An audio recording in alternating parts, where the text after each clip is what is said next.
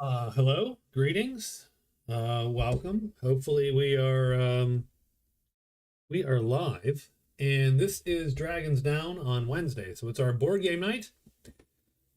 And sorry, I'm plugging my phone in here. It's our board game night. We're playing some Dragons Down. We're playing Eastern Reaches, so this is an upcoming expansion. I don't know when the Kickstarter hits, or I don't know any of the details about it. But there is a demo up on Tabletop Simulator, and we are playing that now. And what the Eastern Reaches, what it adds is a set of new classes. So there's, I think, four new classes. There's four new classes. Tonight we're going to play two of those new classes. In addition, there is the desert terrain and the river. Each of them have some rules that to change the game up a little bit.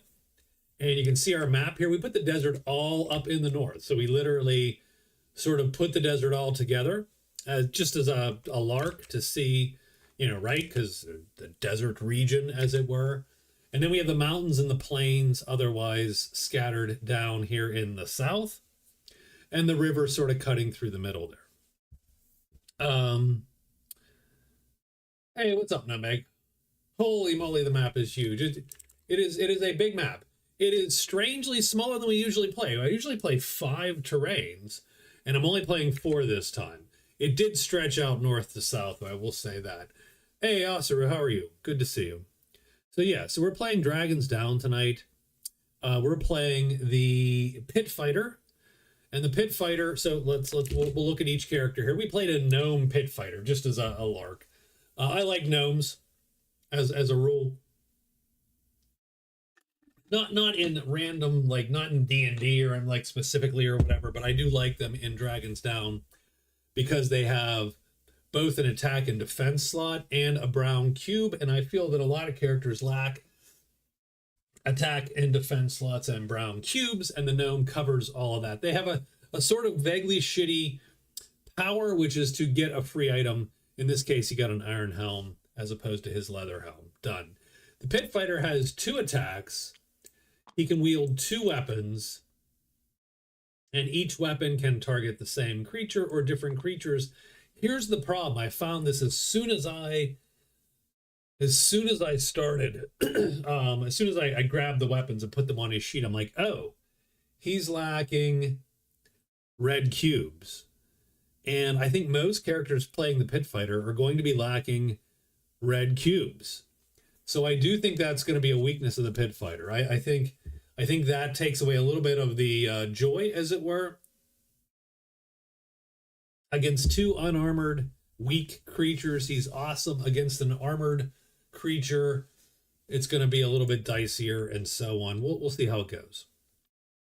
So that's our first character, and that is a new character in the Eastern Reaches. The next is the Disciple. Never get caught lacking red cubes. I hear you. The Disciple is the white magic caster. We went all in on white magic, and I should have not done that, knowing what I know now. After looking at the spells that I ultimately picked, going full white, as Robert Downey Jr. would have warned us, is dangerous here. So we picked an elf. So I really do need a different. I can't say. I really should have picked a different color cube for the special power the elf gets. I don't know what to pick, mind you. But I think we're just going to stick with it for now and just go with it. But we did pick 3 spells. Life Armor, which is a really good white magic spell. You get Armor of Strength 2, can be damaged or destroyed. That's a good opening move almost always for our elf disciple. I really should have picked like a dwarf or something. I think a dwarf would have ultimately been better than an elf, but we'll see. What's up, Michael?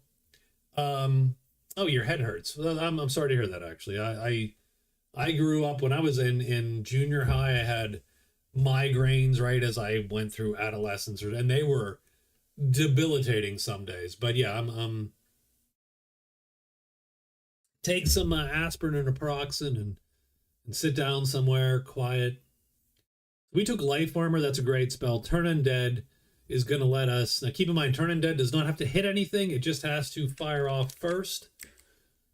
And all undead in the clearing are killed. So that means all the treasure sites with the undead, which there are quite a few, we can sort of rule. And then this is the new one of the new spells. So the other thing the Eastern Reaches added was 36 new spells. Like this whole slot of spells. Very nice, by the way. And this new spell is Panoply. Not Panoply, but Panoply. I don't know. I cannot pronounce that word. Someone go on to, AI and pronounce that word. You receive no wounds caused by monsters, natives, or other heroes the entire round of combat the next time they're hit by an attack. The next hit that wounds this target deals no wounds, and all subsequent attacks for the rest of this combat round deal no wounds. You can be killed outright, and you can be hit by things that don't target you specifically. They target the clearing. I thought between Life Armor and Panoply, that would be a powerful sort of duo. Turn Undead come from D&D First Edition. Always been curious where that spell originates from. I mean, yeah, Turn Undead was a cleric power in original D&D. It was one of the main cleric powers that you got is as a cleric in old school D&D. That includes the very first versions of D&D, all up through First Edition Advanced D&D. Keep in mind that in old basic D&D, you did not get any spells at first level. You had to prove your devotion by surviving first level to get any spells. So Turn Undead was your superpower, essentially. Finally, we have a cleric, we have a warlock, the opposite. And we have a half-elf warlock. He's fine. But I went, and he'll have to set this up, of course. Oh, you cannot cast this on undead, presumably. Does not affect the undead. That's interesting. Good to know. Good to know.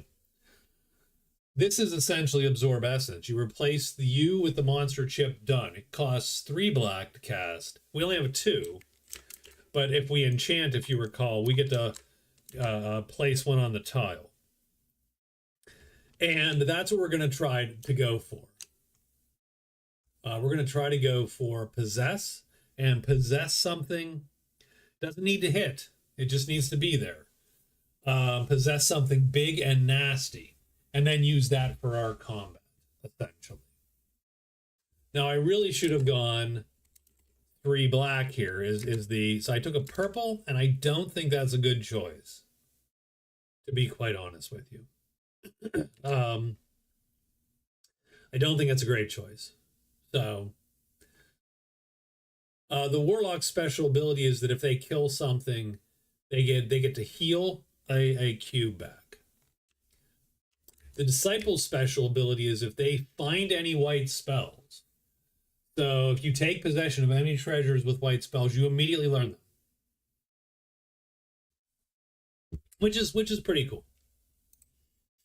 So that means going after spells is sort of a big deal.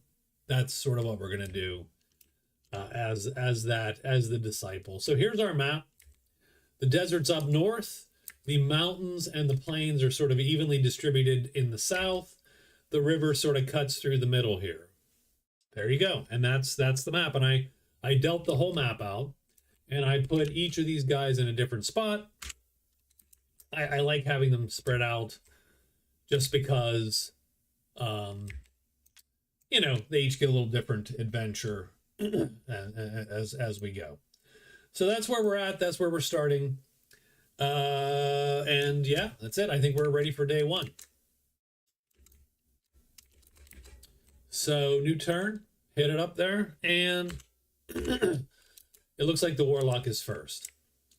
I did put the Warlock, where did I put the Warlock? Over here. So the Warlock is here. Can you drown in the water? No, you can sail on the water, take a ferry, you can swim, and you cannot drown. We do have the Scholar, and the Warlock has $15 to start. I think I'm just... I mean,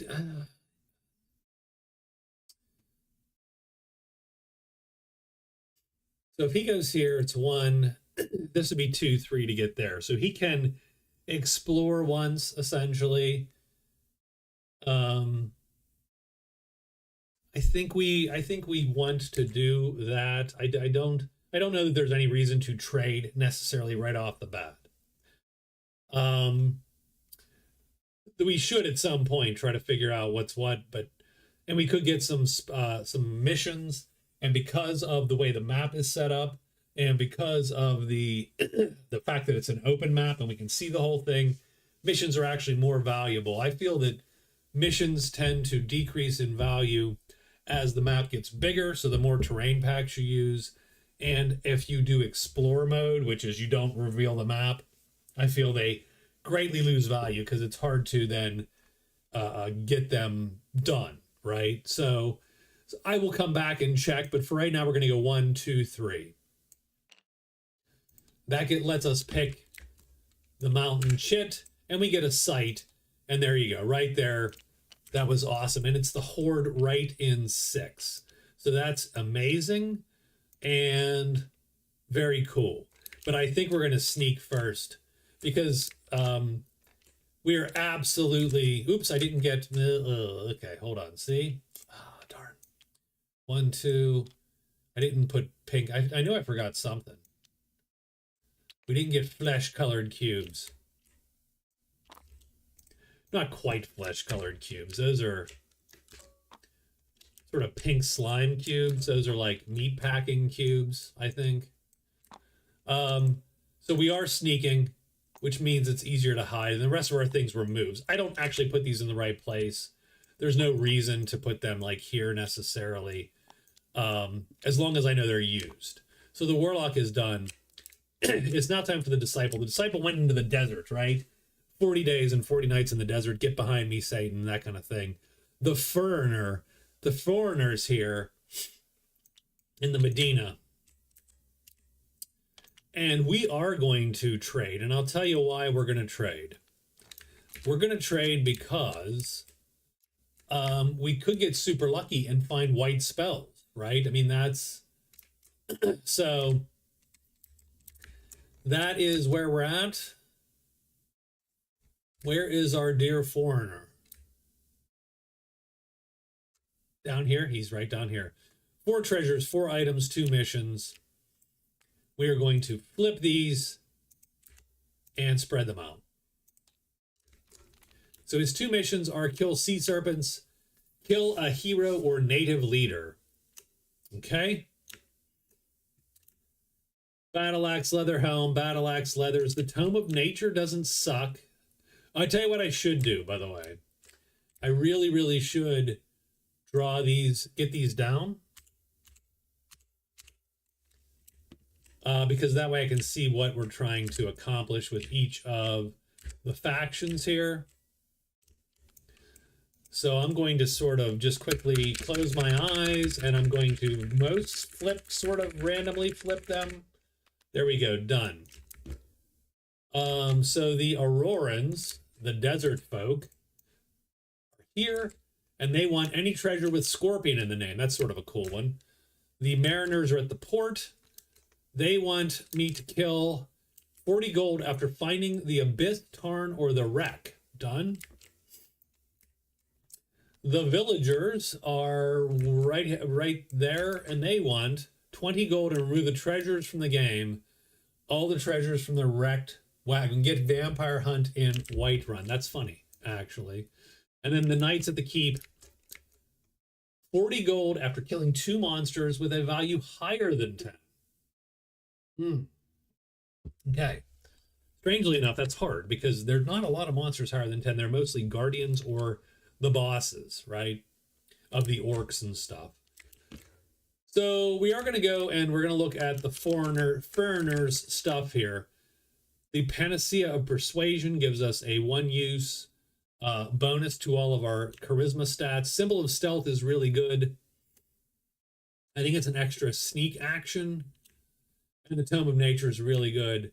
The Cipher Stone is what? 1-time use. Prior to rolling the dice, automatically learn 1 spell on an active treasure card in the hero's possession during a learned spell's action. You must have a cube. That's fine, but we don't care. We're going to look for the Symbol of Stealth here. So the Foreigner requires Charm. The Disciple has some charm. We have a 3. The original cost is 3 times the gold value, which is 15. We're going to try to haggle that down from the Foreigner. So we will try to convert him to our ways here. 3 or less on the dice, and we get a 4. So that's a fail. So 1 trade action fails. I will try another trade action. And we get a door, which means he kicks our ass out. So he's like, get out. So we are done. We can no longer trade with him today. So that's 2 phases, and we are done. We'll group these. We will flip these. We will put these back. That's 2 out of our 4 phases. So yeah. True that. I'm going to go 1-2. Because that gets me close to 3 tiles that I can then explore next time. But I am done. And I don't have to sneak because I'm still in a civilization tile, and monsters aren't going to come here. Finally, the Pit Fighter. Pit Fighter has $8. He is not doing any of that shit. He's going to go into the plains here and look to see what's what. And he finds a gate in 2. So that's 1. We're going to go 2, 3. And then I'm going to hide sneak because orcs are dangerous. Done. And that's the day. That's day 1. I do appreciate how fast days can go in Dragons Down. Typically, day 1s are the slowest because everybody goes, I'm going to trade. Let me look at every damn card, which does sort of suck. I actually don't love that. So we have plains, rivers, and carrion. So that's going to suck a tiny bit. So plains and we're using wandering monsters, which might suck a little bit, but we're doing plains 6. So 1 dire wolf in 6th. So right there. 1 dire wolf in 6th appears. I don't think anybody else is in the plains. We got mountains. We're now looking for the carrion symbol. That is scratchies and nothing. Done. That's a day. I'm glad you guys have joined me. Welcome. Feel free to ask questions, of course. So day 2, the Pit Fighter again. I mean, I do want to go kill that dire wolf to start the fame train, as it were. Having said that, is there anywhere else that's better to go? Because the problem with this is simply it's just it wastes most of the day. But but going here 1, 2, this would be 3, 4. I don't want to do that. So I'm going to go, and what I'm going to do is I am going to sneak. I'm going to alert, which means I get to play extra cubes, which is nice. I get to play 6 cubes. Then we're going to move into here. And we do have to roll immediately to hide. As soon as we enter with a clearing with a monster, we've got to see if that monster sees us. The sneak allows us to take, it allows us to ignore 1 failure. And so we are hidden. So we get to immediately shift that over, and we are hidden, and that is our day. Now, we could move through, but we're not going to. We're going to just sit here and wait and hope to fight that monster. The Warlock goes next. Oh, he's sitting on top of the Horde, for crying out loud. So yeah, we're going to search for the damn Horde. Now, would the Horde be good? Would the Horde be good in terms of the creature you can get for the Horde? 4 armored flying doesn't suck.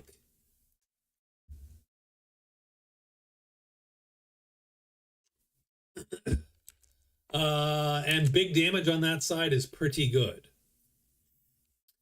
So yeah, I think we could meet up. We could eat the dragon. So we are gonna search for the Horde here. So we're looking for 2 looking glasses. We got 1 and failed. So 1 search. Let's put these up here. 1 search is done. But now we can progressively search. Just use this other die now. Our second search also fails. Our third search succeeds. Done. The Horde is found. Copy, paste. We can now loot the Horde. And indeed, I'm going to put the Horde on his sheet there. I'm going to shrink it down. We have found the Horde first, and that's the first points. You get 1 legend and 5 fame for finding a thing. A total score of 1.5, actually, but 1 right now. But that is most of our day. We're going to sneak now and just try to be safe. Main problem is, if you notice, Possess has a really shitty length. So it would not be good in a first round of combat. So we are going to hide and try to, or sneak, I should say, and try to avoid that dragon and get him from stealth if possible. The Disciple is going to 1, 2, 3. I can do 1. And we get a sight. We get the crypt in 5. So literally the crypt is on one of those little islands, I think. So that's 1. I'm going to go 2, 3 and sort of, and we get a treasure. And it is a disenchanter. I have no idea what this token thing means. We'll immediately remove magic cubes on the map tile. Disenchanting does not flip the map tile over. So literally, as he walks,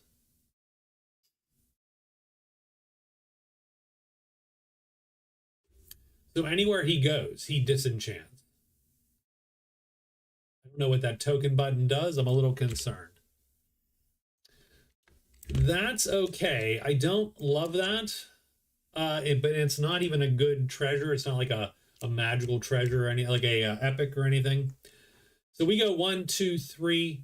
That is our third move, and our last move is going to be sneaking. Done. And we are done there, and that's the day. So we're going to roll for monsters before any combats.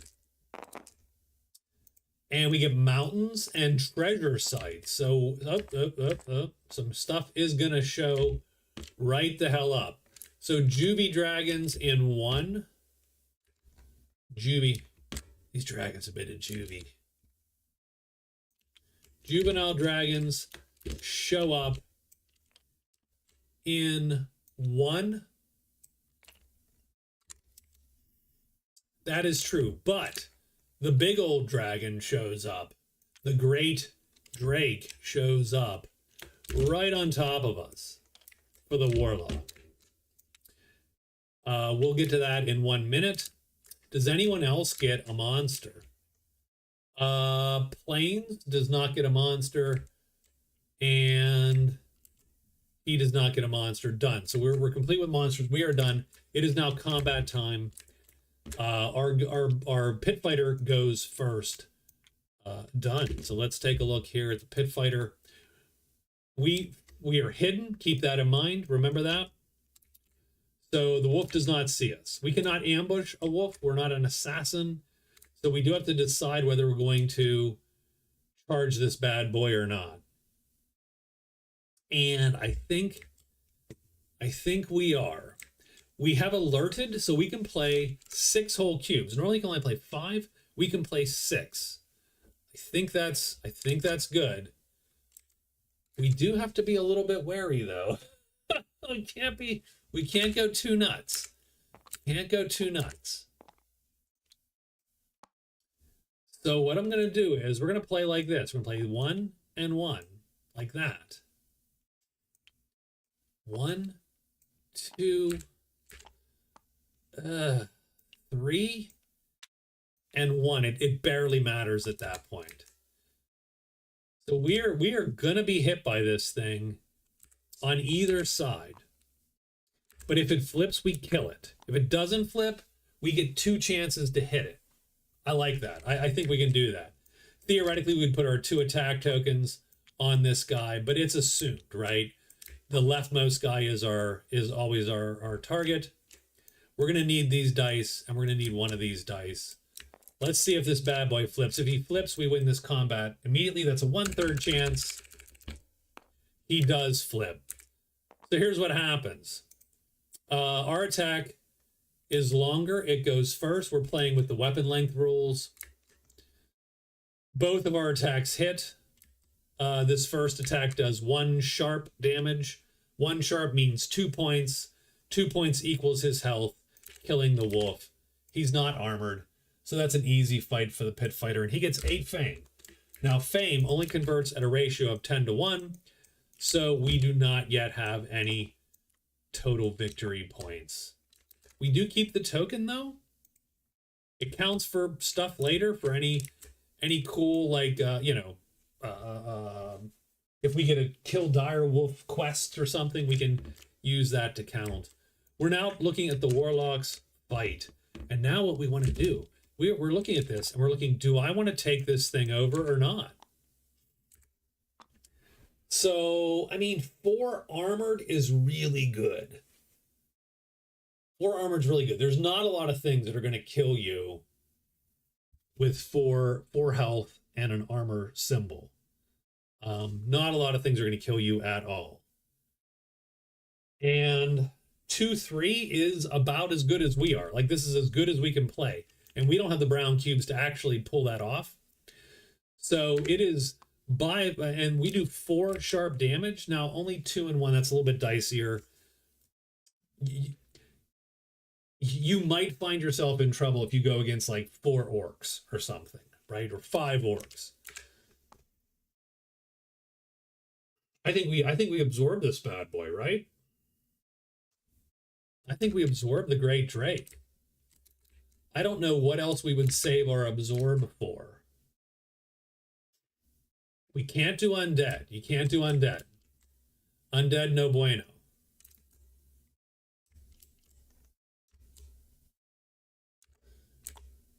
I mean, you can't do undead. I think he's one of the best. I think he, much like in Magic Realm, he might be one of the best things to grab. I will say I was looking at the Manticore thinking that it was sort of bitchin'. Not as resilient, but a great attack stat. 4 speed to attack is pretty hardcore. But man, if you don't kill him, and it's ranged, if you don't kill him, you're sort of screwed. So I think we're taking the Drake. So here's what we're gonna do. So this round of combat, we can't do that today. We can't do it. We can't do it. So first thing is first. I'm sorry, I'm jumping the gun. We do need to roll. We do need to roll our hide dice. We do hide. I cannot do it because I do not have 3 black cubes to play. I need to, oh God, this is the worst. Yeah. I should have taken a black cube. That's fine. I mean, this isn't a bad situation. It just means I need to do more planning. Like I was expecting one more day kind of here, and I did not get one more day. So yeah.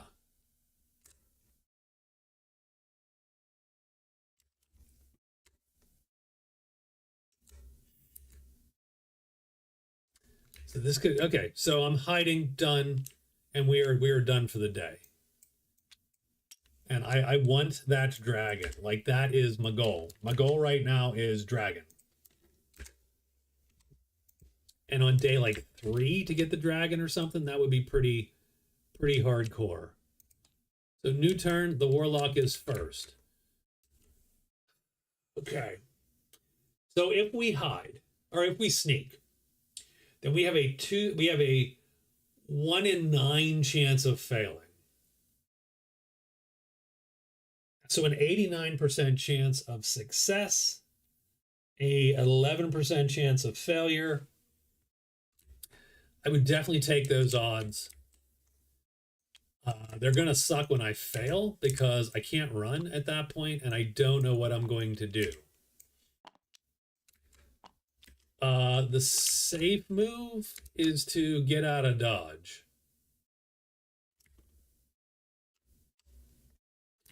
But I think we're going to sneak. So first thing we do is sneak, which means we immediately have to make a roll.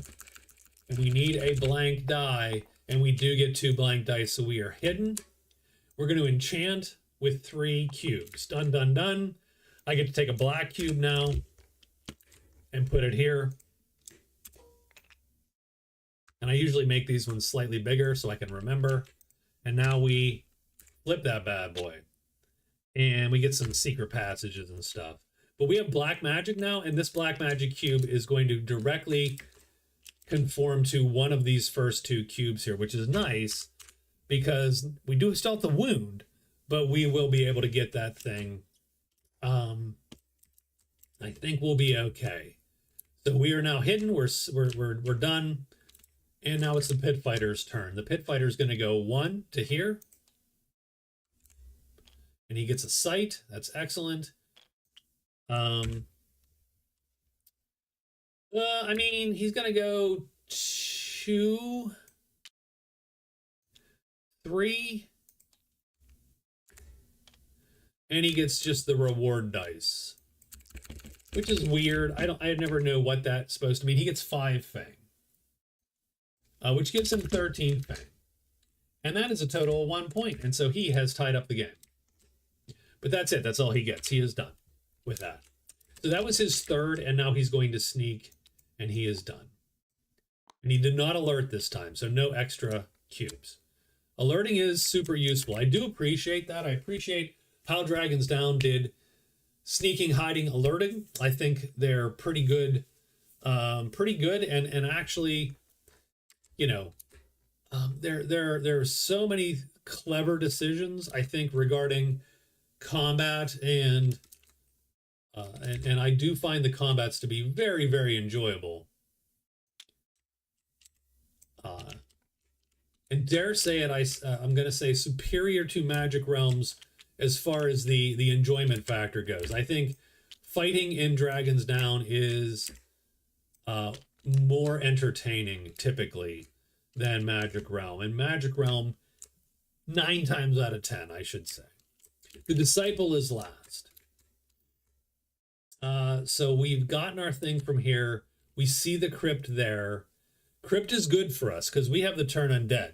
So that's a good place for us to go and and swipe, as it were.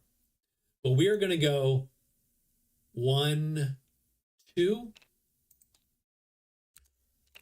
And we find the buried temple, which means a whole bunch of other shit appears.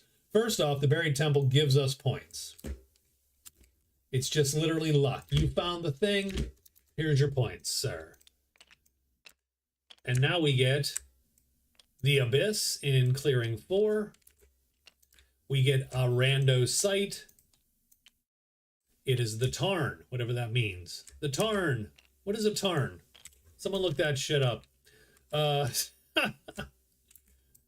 We get an item, which we will take, and we get a treasure, which we will also take. And then we will delete these two because they're sort of pointless. I'm going to delete the buried temple. We've found it, so done. I'm going to take these two back to my little layer here. We get chainmail, which we can't wear. The reason we can't wear it is it has a 2+, which means we need 2 of these cubes. We don't have them. Tarn is a small amount. Thank you, Blast Pop. Oh my God. I'm sorry. Have I shown you the ugly side of my uneducatedness? A small mountain lake, a pond or pool that forms in a cirque, a bowl-shaped basin excavated by a glacier. Awesome.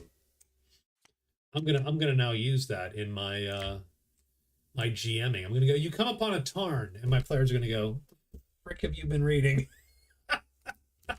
And we get the seed of speed. There you go. +1 maneuver speed. Learn something. I did learn something today. Thank you very much. Thank you. You know, good to see you, by the way. So, okay, we got some chainmail. That's going to go right in our backpack with the disenchanter. So we're going to sell that shit as soon as possible here.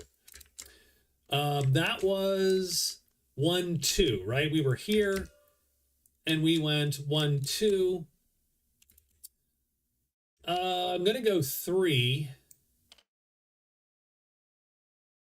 Do I want to go back and sell right away? Just happened to pop in and you got to blast us with your knowledge.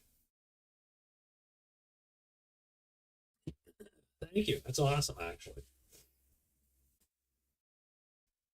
I even appreciate the little graphic on the tarn. That's very Tarnesque. What am I going to do for my last move? I think we're going to go here for our last move, and we are going to go sell. And then we're going to come back and take, I think, the crypt. I think the crypt is a better deal for us because of our spells. Turn undead. It's a range 42. First round, we're almost guaranteed to get it off first, and we can kill all the undead when they show up. Done. First off, let's sell all this crap and maybe get some armor we can wear. Would be useful. And maybe a weapon with a sharpness star. Done. So the disciple is done. I think everybody's done.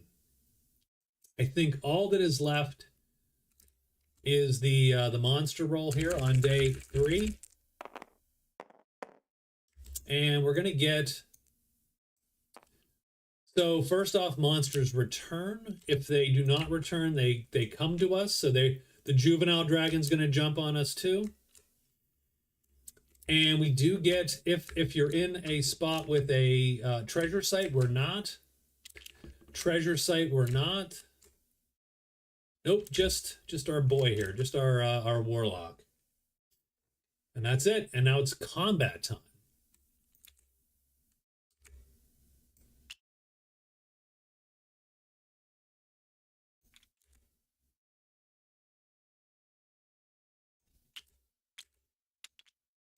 Don't get me wrong, that dragon could slowly kill us if we don't play it right. So we are sneaking. We are hidden actually, because we've already rolled. So we don't have to roll again until we move. So the dragons do not see us, is the point. I am going to cast Possess. I am going to cast Possess. That is going to utilize the enchanted cube for the first spot. That is going to then use these 2 cubes. This one will have to wound at the end of the time there. Doesn't really matter how long it takes to cast because no one's attacking me. So I'm going to get this off no matter what ahead of time. And I am going to absorb the Great Drake. So, permanent, wound 2 black cubes, which means in this case 1. When the spell's resolved, replace the caster with the monster or native in the same clearing. Obviously, when the spell's inactive, we set it aside, of course. Doesn't need to hit, and we can possess a unique creature. Done.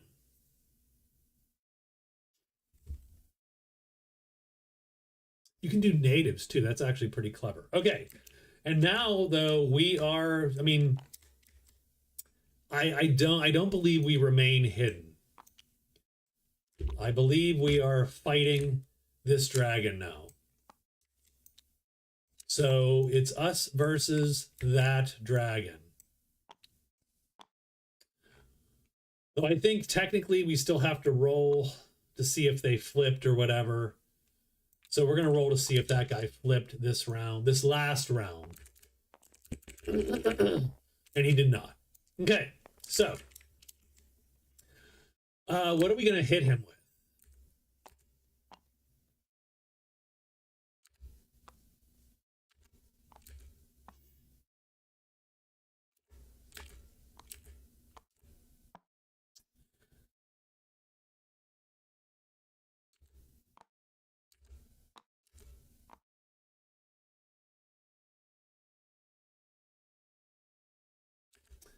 I think we're just going to go here. We're going to go defensive and fireball him, even though that requires a missile roll now. Fireball does 2 and 2, 2 damage and 2 sharp. Obviously, 1 sharp goes away because he's armored the juvenile dragon. The reason, though, we do get a 3 defense, which is pretty darn good. So we're going to see if the dragon flips. He does not. Our attack goes first because it is faster than his attack. Do we hit him? We need equal signs. And we get equal signs. So we do hit him. And now we need not to roll a really crappy missile roll. We get a -1. So let's check this out. We do 2 and 2. Armored reduces that to 2 and 1. 2 damage and 1 sharp. The missile rolls a -1. That takes off another sharp. We now do 2 damage, which is equal to the juvenile dragon's health. He is killed. Done. The Warlock scores 10 fame. And kills the juvenile dragon. And puts this on this card. This card is permanent. Oops, don't lock it. Don't, geez. We'll put that up here. It's a permanent spell. We just need to pop a black cube and it will take effect. 10 fame, let's mark it. So he has 15 fame.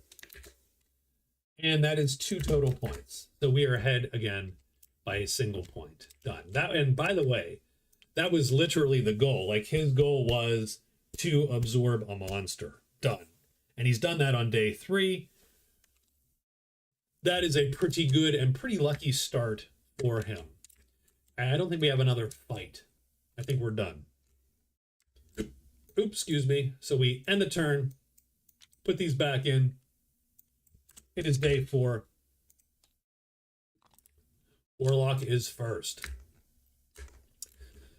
The Warlock is, he still has 1 black, so he can still pop the dragon if he needs to. So we're going to stick with that. And we're going to use that to, remember, we have already found the horde. So guess what we're doing now? We're going to loot this bad boy. It drives me a little nuts. I need to untoggle the snapping. Done. So it's time to loot the horde. So let's horde up here. So we got some horde action. There it is. We're gonna get the loot dice out. How many cards are there in the horde? There are 8 cards in the horde. So let's roll. We're gonna do at least 3.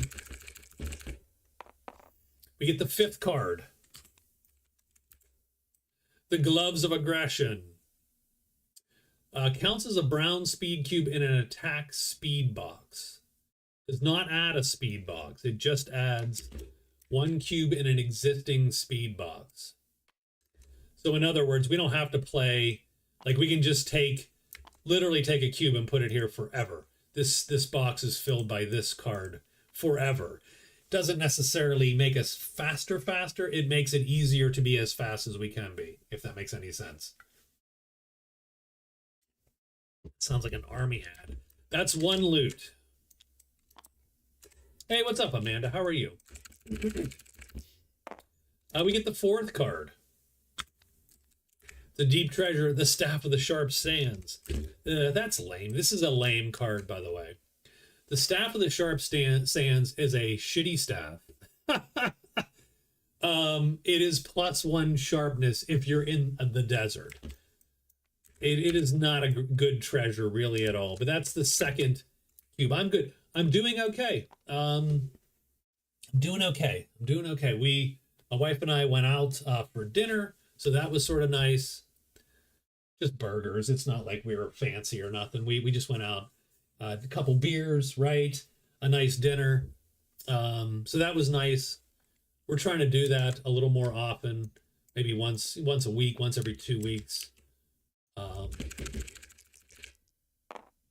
We get the second card. Cape of Alteration. Epic Treasure. Healthy might cubes may only be placed in speed boxes. Healthy speed cubes may only be placed in might boxes. Oh, that's horrible. I don't even know that that's a treasure. That almost seems cursed. Yeah, we don't need that, but we're gonna expose it to the world here and get the points. Because remember, you always get points for finding treasures. It's a 1 in 5, I call it. And that gives us 4 points total. And the Warlock has taken the early lead, but I'm selling that shit as soon as possible. That is a horrible treasure. I don't know what maniac thought of that. And then the question is, what does a griffin look like if he shows up? Am I afraid of a griffin? Or am I not afraid of a griffin? I mean, griffins are pretty quick. I would be vaguely concerned about a griffin showing. So I'm going to, even in my dragon form, I'm going to sneak still just to be on the safe side. There's no reason with an early lead to be like, hey, you know, right, it's day 4. There's no reason to be playing fast and loose. Just sneak and be done with it. You've already gotten the first treasure. The Disciple goes into town. That's 1 move. So 1 move, and then we're going to trade, of course, with the Foreigner, the Band, You're as Cold as Ice, and we're going to take the Disenchanter and the Chainmail, and we are going to sell it. So where is the Foreigner? My parents loved Foreigner when I was a kid. I did not like Foreigner when I was a kid. I still don't really love them. They're fine. They're fine. Obviously, there are some, you know, iconic songs, Cold as Ice being one of them. But yeah, Jukebox Hero. But yeah, I'm gonna sell.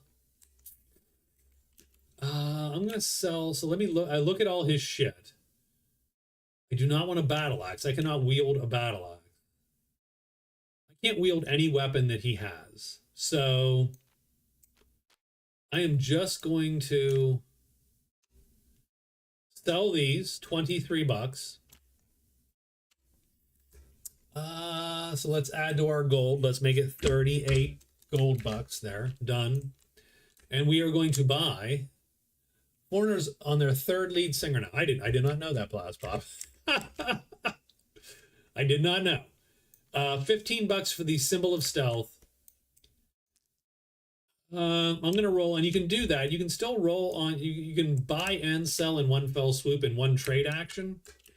So I am indeed going to do that on my trade action here. It costs 15 right now, and we are going to, and we've failed. So that's our trade. We're going to trade again. No doors, no doors. Nope, we failed a freaking again. So yeah, I'm going to trade one last time. I just even a small, even a 1/3, 3. There you go. That did it.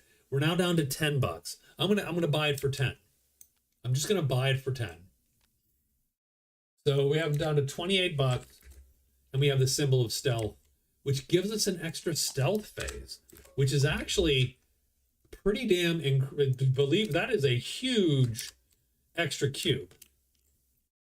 Warner is on their third lead singer. Oh, I didn't know that. I definitely have not. Look, we have already established that I don't really care that much for Foreigner, so I did not know that at all. um,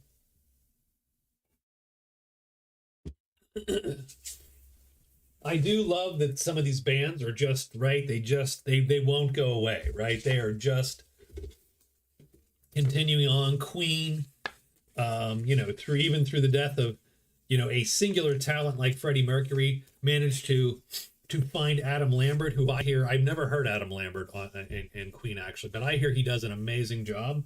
My buddy Scott went to see them and he said it's a great show. Moody Blues, there you go. Another band I don't care much about, but it does fit the era of, right? I mean, I don't again, it's another band I don't dislike, but don't really pay attention to. I don't really pay attention to most bands, actually. I'm not a very good and most anything. not a good consumer of media, except for YouTube. I'm a degenerate. So okay, so now we're down to the pit fighter here, and I think the pit fighter is going to go to the chamber. That's a 1 move, and we're going to go and roll searches here.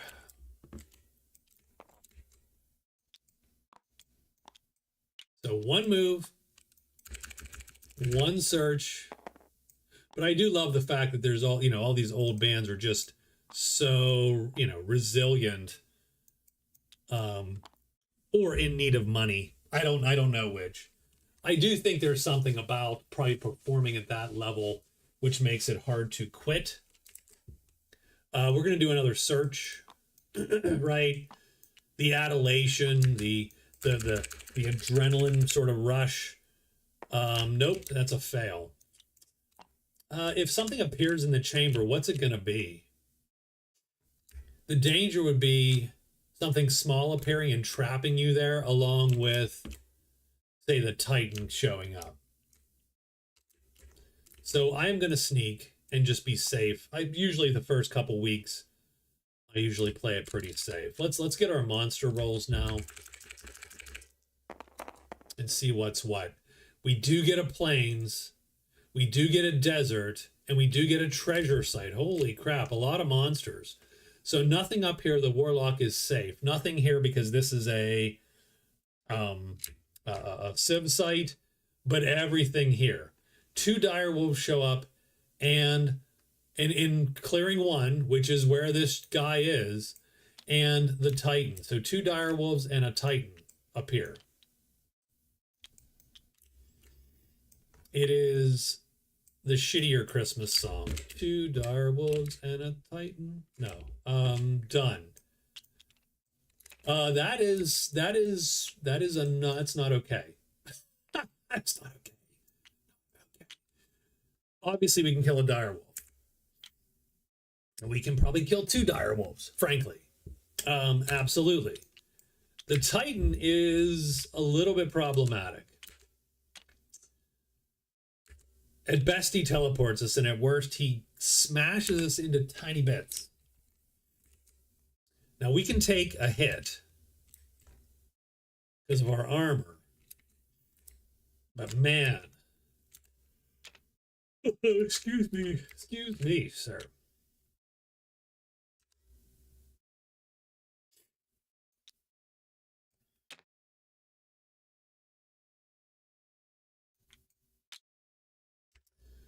So first thing we have to do is just plain old roll. I used to play a game called Titan years ago. Yes, Avalon Hill Titan.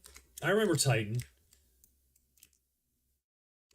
That was the game you moved around, you recruited monsters, and you fought on little hex boards, little tiny hex boards, and everything was that was a very competitive.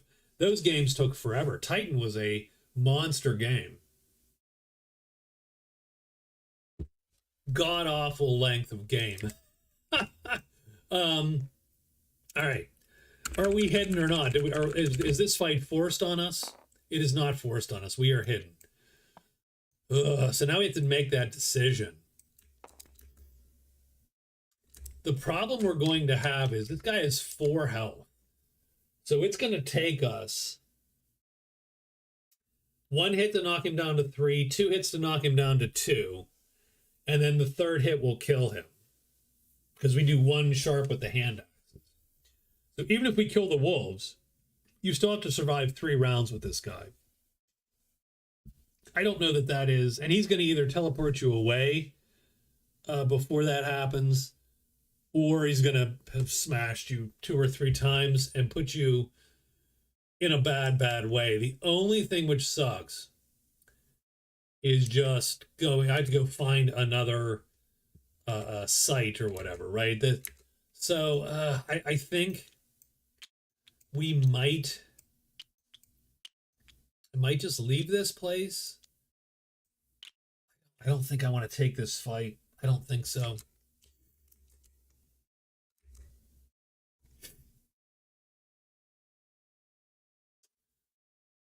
You would want to kill the dire wolves on round 1 for sure. Because that's the danger. The actual danger is that they sort of gut your, right? They hit you 2 or 3, they hit you twice, right? Your armor might be damaged or destroyed, maybe right? And you're taking 2 wounds around, if not more. Yeah. So we're just gonna sit on this for now. I don't love this fight.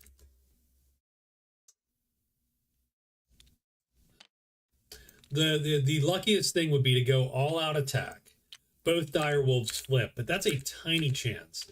Then you kill them round 1. The Titan hits you. He also flips. So you almost need 3 flips at the beginning to make this work. And if 3 flips at the beginning happen, then you kill the 2 dire wolves and the Titan doesn't teleport you away and just smashes your leather armor and does a wound. So you do take a wound. I think we have 2 hearts, right? So you would probably wound you'd probably wound a brown cube just because you would have no other choice. You can't use all those brown cubes anyway. So yeah, I'm going to sit on this. This is a bad fight. More than likely, he teleports you away, which might be okay. You'd roll to see where you went, and maybe you end up, in some great place, right? So up here and get some treasure and so on. But anyway, done. So that's our day. I think we're gonna go there, end the turn. It's day 5. Yeah. Disciple is first. So definitely we're going to go and we're going to try to make something of these treasure sites here. So 1, 2, 3. I don't really love this. 1, 2, 3. I think we end up here. So we're going to go 1, 2, 3. And then we really should just sneak, and we're going to sneak up and do that, and done. You put that over there because I keep. So that is his day. The Warlock's day. I mean, the Warlock is sitting pretty. He's like, I know what I'm doing. I'm looting the damn horde. I got 5 treasures in the horde. I will say this. And maybe I just don't play angrily enough. I will say the one thing about this game, Magic Realm has a similar problem, but there's less treasures typically to find, usually, and they're a little harder to draw. One thing that the designer of this game did is generally make all the die rolls a little more favorable than they were in, say, Magic Realm, right? So the chances of you looting treasures is better, frankly. That's cool and that's good. The one thing it does do is with the number of treasures that are in these piles, it does lead to that thing of you get a treasure site and you loot like 3 or 4, maybe 5 treasures. So it does give you a little bit of a winners get winnier kind of vibe. So this guy's going to loot 3 times at least, and he's going to get 2 or 3 more treasures easy. He gets the Hawkeye. In a plains, roll 1 search die per search action in a plane, so he gets to reroll that. So that's 1. And it's fine. It ultimately is fine. Hopefully everyone's getting that that bonus. And not all the treasures are that useful. Only in play if using the Dreadful Deserts.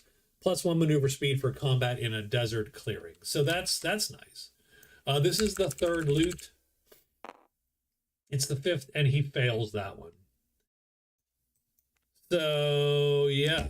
So there you go. So I got 2 more. I don't super care about these. And I don't know which one of these is better. I'm just going to do that for now since I'm not in a mountain, a desert clearing. And just leave that be. Done and done. And I will sneak once. There you go. That is the Warlock's move. It's the Pit Fighters now. And we're going to go 1, 2, 3. And then we're going to sneak. Done. And that's the end of the day. That's day 5. The Warlock does not extend his lead today. Haha. But we do get another Direwolf in clearing 5. So Direwolf in 5.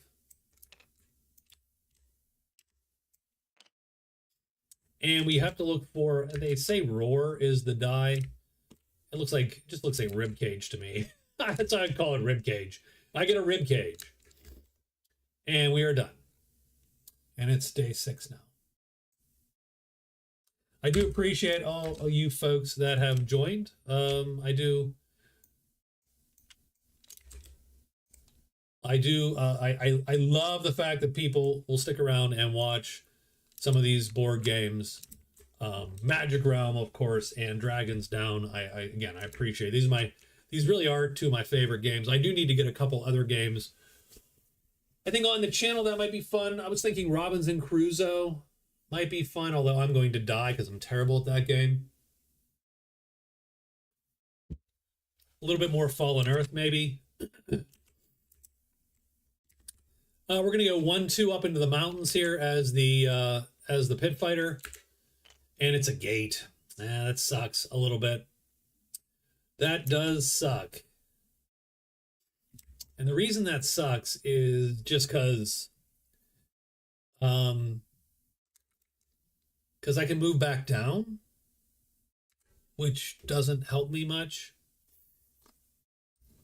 And I am going to move back down because ultimately I'm going to want to kill this Direwolf. So 1, 2, done. I go back and I'm going to sneak, and he is done.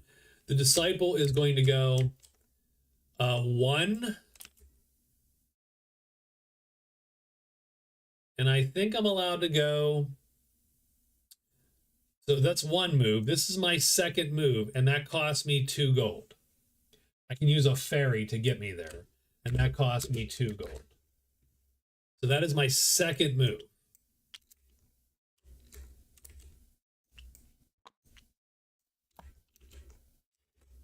Oh, that's the Pit Fighter. He's done already.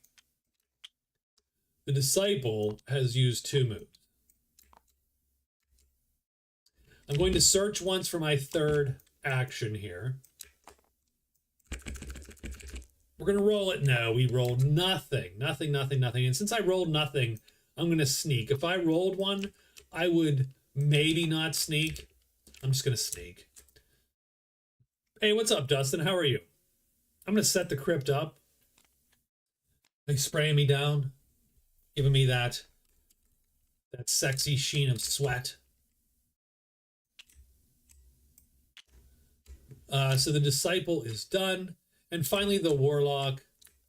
Are we looting again? Or are we gonna... I have 3 treasures. Just got my new headphones. Loving them. Oh, nice. Nice. I hate my headphones. I actually need new headphones. I don't hate them. They're actually fine. The only problem I have with my headphones is they are reaching that weird point where they are slightly falling apart. And so I'll occasionally find like random black stuff, and it's just oh my god. I can hear every old man sound you make now. Oh Jesus. Oh, now I'm self-conscious. But did I wheeze too much for you, sir?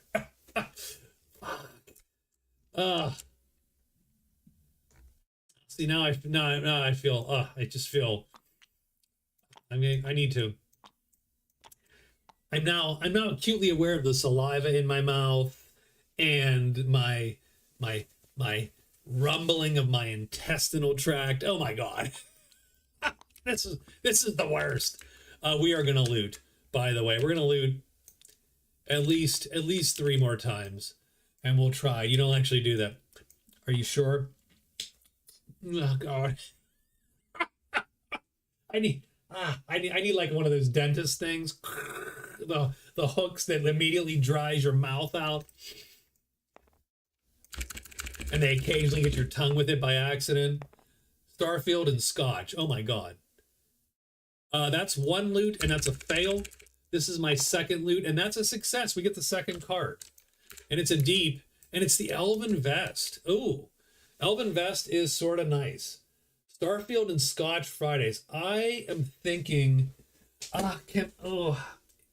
is it wrong if I'm thinking of doing a Starfield play again, even though I know I'm not going to like it? Armor value of 1, no weight. Attacks that hit this armor cause no wounds. I like when the dentist puts on the gas. Yeah, well, that's definitely a different thing, yes. Okay, that's an amazing treasure. Now, keep in mind, it's only armor value of 1. So it is going to break pretty quickly. But that is a pretty cool treasure. So that was 2 loots. This is the 3rd loot, but now I got to roll super low to get anything. And I don't. And I think I'm done here. And I'm going to sneak one time there, and we are done. What do you mean you don't want to loot the same research station, fight the same interplanetary enemies 12 times on 40 planets? I do want to see all the stuff they've done. I really do. I really do. You know, and it's sort of fun because Starfield is not a meme, but you know what I mean. It's sort of a little bit of a legend here on the channel. For my low-key loathing of it. And we are done with the day. And now we're going to roll some dice here and see what monsters appear. So let's see. Let's see what we get. So we get return. So in other words, all the monsters that aren't with a hero return. The monsters that are with a hero jump the hero. So that's good. So what that means is the chamber opens up again. I need to zoom out before I do that because sometimes it just... So the direwolves return to the deck there, as does the Titan. This direwolf jumps our guy, and that's it.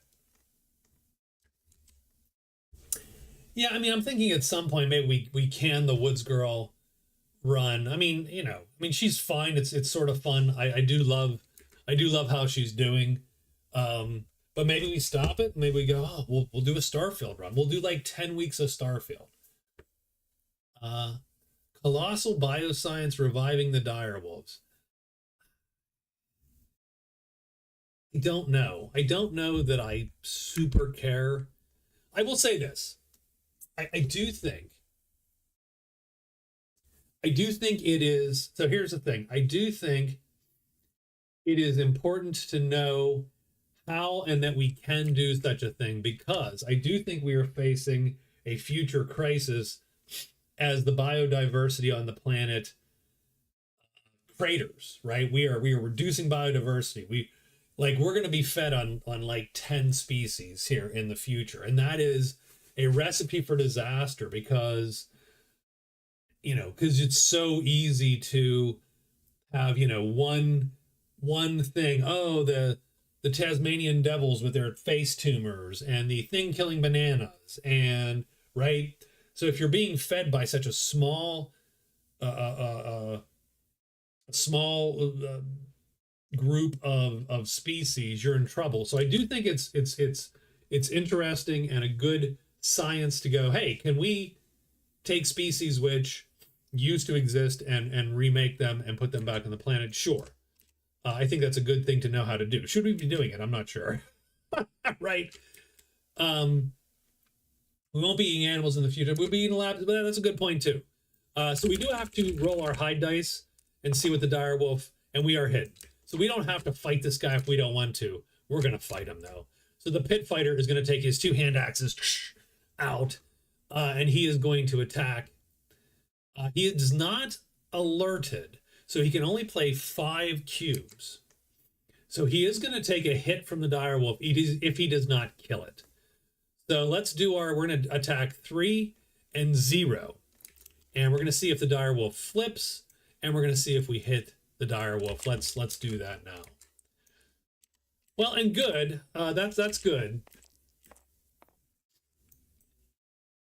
But I mean, there is a point where we can make the planet inhospitable if everything dies.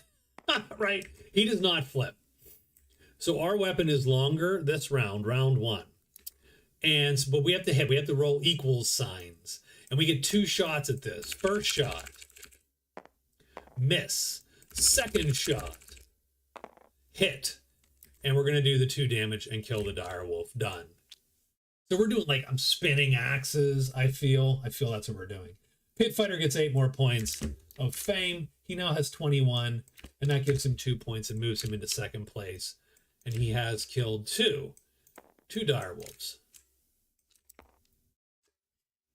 Christopher Nolan films. Did he do one of the Justice Leagues or something? I have no idea. I thought the Justice League film was fine. What else? He did Oppenheimer. I haven't seen. Did he do a Justice League film? I actually don't know. I don't know that many Christopher Nolan films. Interstellar.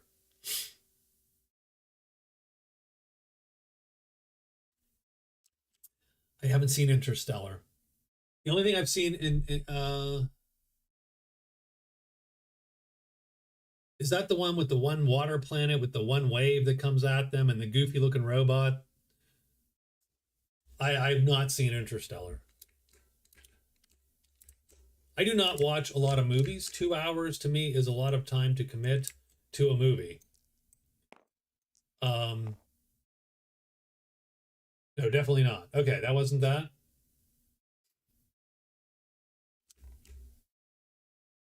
The Dark Knight. I did see The Dark Knight. I thought The Dark Knight was pretty good, actually.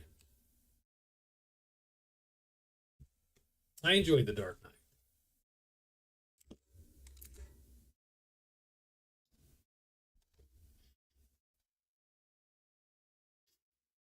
I think that's the end of the day. I think we're going for the next day. I think after day 7, we are going to take a quick break here, though, and check the throat and get a drink and so on and so forth. Warlock is first. I think it's time for the Warlock to move on. Do we have enough crap to sell? I don't want this. I do have 19. Oops, I don't know where I put that. I do have $19 worth of things to sell, plus maybe 3. So it could be $22 of sellable stuff. The Knights, yeah, no, they don't have any things. The Keep is a little bit isolated, really. The Dark Knight was not bad. I'm going to go 1, 2, 3, and we are going to do a trade phase with the Knights. And that's the Scholar. So we're going to do a trade phase with the Scholar.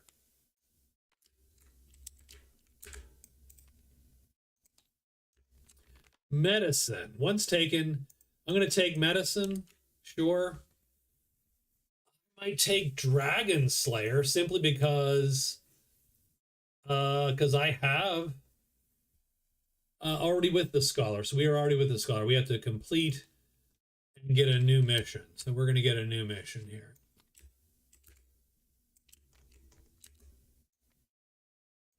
I'm going to take Medicine and Dragon Slayer for my quests. Because I already have a dragon. So we're going to do that. and done. So that's the first thing we can do while here. The second thing we can do while here is the Codex of Cognition, reroll a die to learn spells. That's really good, by the way. The Tincture doesn't suck. The Bracers of Vigor, I don't super hate them for the Warlock, primarily because the Warlock is sort of a weird, because of it, just a weird hybrid in terms of how he might kill things. Having said that, I'm not fighting. I'm turning into a giant dragon and eating shit. So done. I do think we might want the Codex of Cognition. So I'm going to roll on the Codex of Cognition. And the Scholar loves, what does the Scholar love? The Scholar loves wit. I have 4 wit. So we are going to sell all our shit. So that's going to be 19, 22 bucks. So for 22 bucks, we're going to sell all the stuff. And that gives us 37 bucks. Now we're going to roll on the Codex of Cognition. That's 27 bucks. And I'm going to, do I just want it? Do I just buy it outright? Or do I go, I'm going to try to roll off against the wit here. Hoping for no doors. So it's down from 27 to 18. That's good. One more time. Let's get it down to 9 bucks. And we do. For 9 bucks, we're going to buy it. And that puts us at 28. And we now have the Codex of Cognition. And because it's epic, we're going to get 5 fame and 1 more point there. And that gives us 5 total points. We put 2 missions back. I don't really get to look at them, so I won't look at them. I'll just group these and flip them. And all in all, a successful day for the Warlock. And he gets to re-roll one learning die. So that's pretty good. And that's the Warlock. That is the first guy's turn. See, that takes a long time. Trading is the longest thing in the game. The Disciple is going to search for the crypt. First roll, finds it. Done. 1 search, 1 found. I hate the fact that these cubes, these action cubes, snap. 1 search, done. Now we're going to loot, probably twice. So loot and loot. And that is the crypt. Crypt has 6 treasures. We'll probably be able to get 2 loots out of it. We get the 5th card. I'm going to pull them over here, just so I don't accidentally. We get the Saber of the Fencer. And the second loot, we get the 5th card. The Whispering Compass. Whispering Compass is a one-time use, may use all hidden paths this turn, if not found. Done and done. And I think we then put this back. The Disciple has 2 treasures.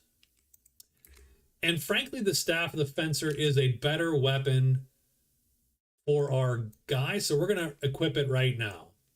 First off, it's not two-handed. Secondly, it is a sharp weapon, and so you get a sharp damage. Third, if I do have an extra brown cube to play, which I won't, the Disciple is very not fighting. I really should have, I would not take Elf on the Disciple again. I would take something like a Dwarf with a defensive and either a brown cube or a red cube, I think, is a better buy, cube-wise. Because there's a lot of good spells on white that only take 2 cubes. Whereas the Warlock, I should have gone 3 black cubes, frankly. But having said that, I no longer need, and there's 2 reasons. One is to cast Possess without having to enchant. That'd be nice.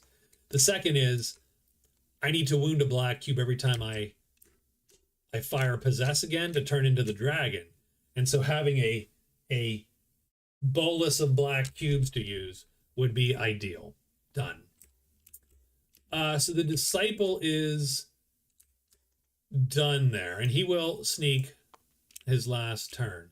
And now finally the pit fighter. And the pit fighter is going to go 1, 2, 3, and sneak into the chamber again. And we are going to roll. And we get return. So monsters that are, nope, no, there's nothing out. And we're looking for this roar symbol, which is actually the bones symbol. I know that's roar. I know it is. I hate it that it's roar. I don't know what that looks like. It looks like a rib cage. I'm sorry. I'm sorry. I'm gonna pretend it looks like sound waves. There you go. Done. But nothing appears, and that's the end of day 7. So the first week is done. It's 5 to 2 to 1.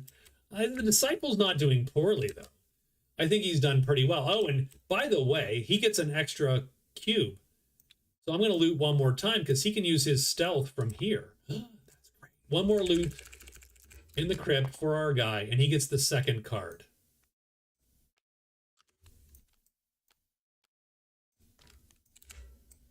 And he gets the map, which means he subtracts 1 from this treasure site. I'm just going to put that there for him. I'll take it when he's done. Now I'll take it to his sheet and put it here. He does also get points because he did find the crypt, which I didn't credit him with. So that actually is going to give him 3 points because he gets 1 in 5.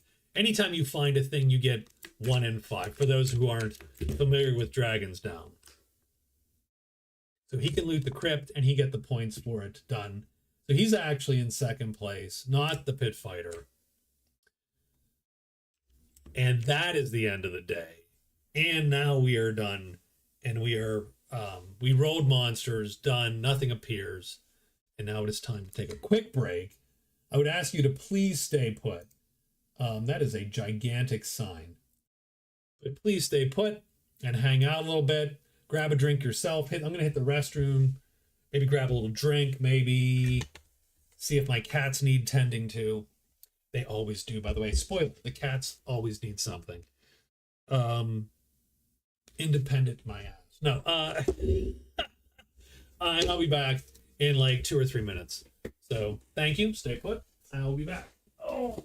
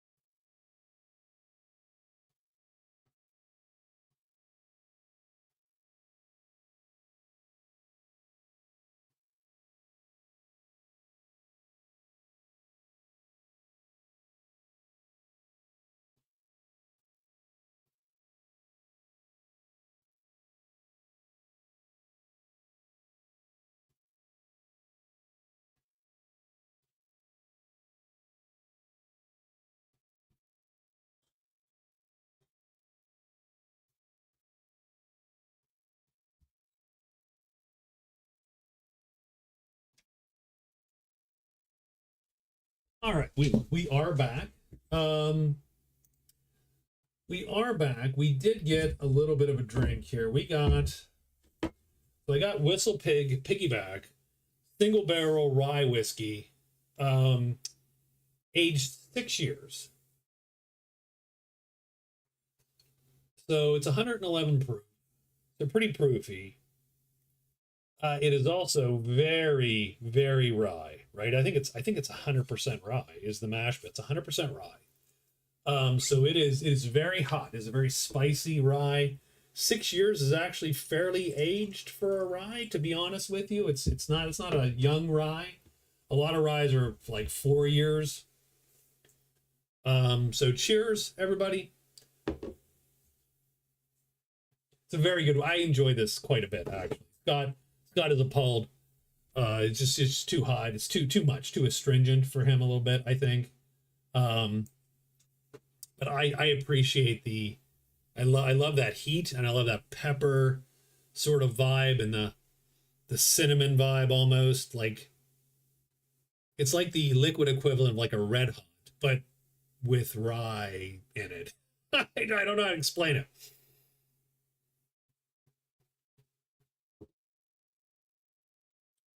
But I will say I do get it. It's also very astringent. Like, it is a very potent, astringent sort of mouth sensation.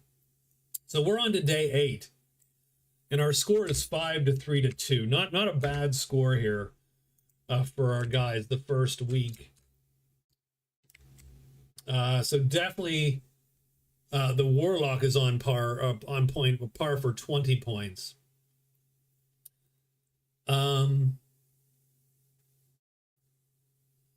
Disciple's not doing bad. The Pit Fighter's not doing bad. The main difference, I think, is that the Pit Fighter's not found anything yet, and the Disciple has found no treasures, no pink ribbons, essentially. Whereas our Warlock's found 2, and that's a 3-point difference right there. So let's get day 8 on the road here. New turn. Boom. The Pit Fighter is first. The Pit Fighter has to find the chamber. Let's actually set the chamber up here. Click the button. And we're going to search to find the chamber.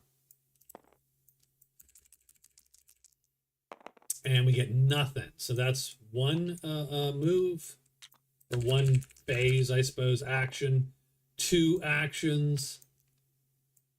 The third action, we'll re-roll that die. We find nothing. That sucks a little bit. We're gonna have to sneak and right, we can't be caught out. And I'm going to untoggle these things, snap ability, to help my sanity. It's the Disciple's turn. The Disciple is at the crypt. We've already got it down to 3. I do think it's worth one more day. We have an extra sneak, so we're just going to use that extra sneak right now. And we're going to turn the toggles off of these ones too.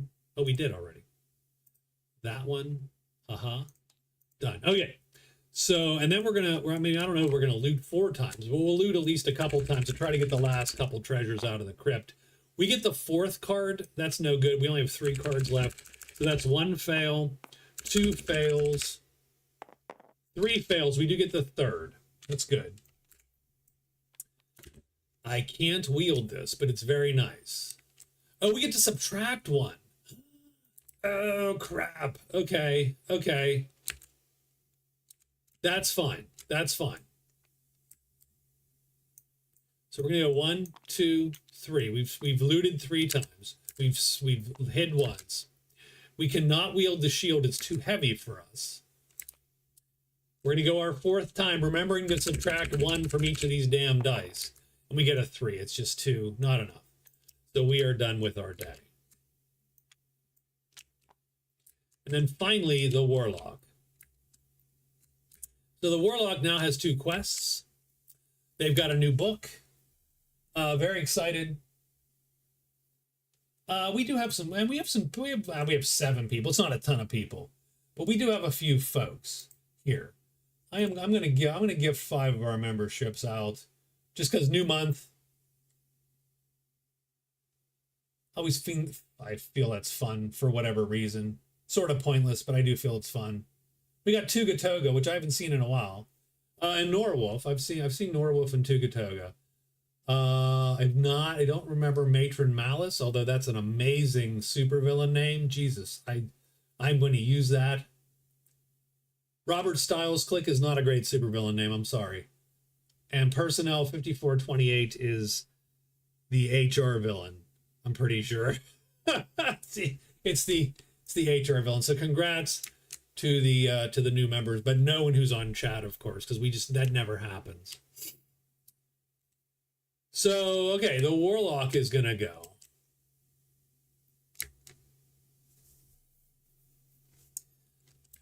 And we need to kill dragons, juvie dragons.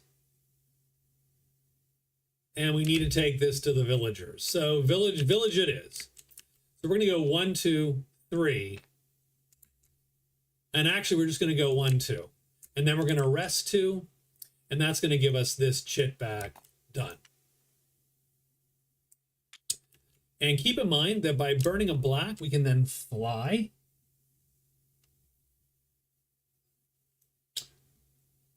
So excellent. So done. So maybe we do that instead.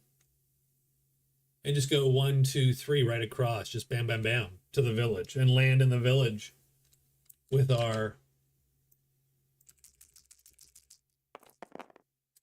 So what did we get? We got planes again. So we get planes again. Planes has come up quite a bit. We get return and we get, so we get 1 dire wolf at 2. So dire wolf comes back and he comes back in 2. The Titan returns.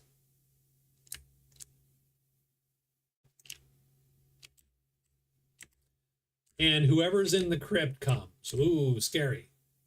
Who's in the crypt? The Lich. The Lich is in the crypt.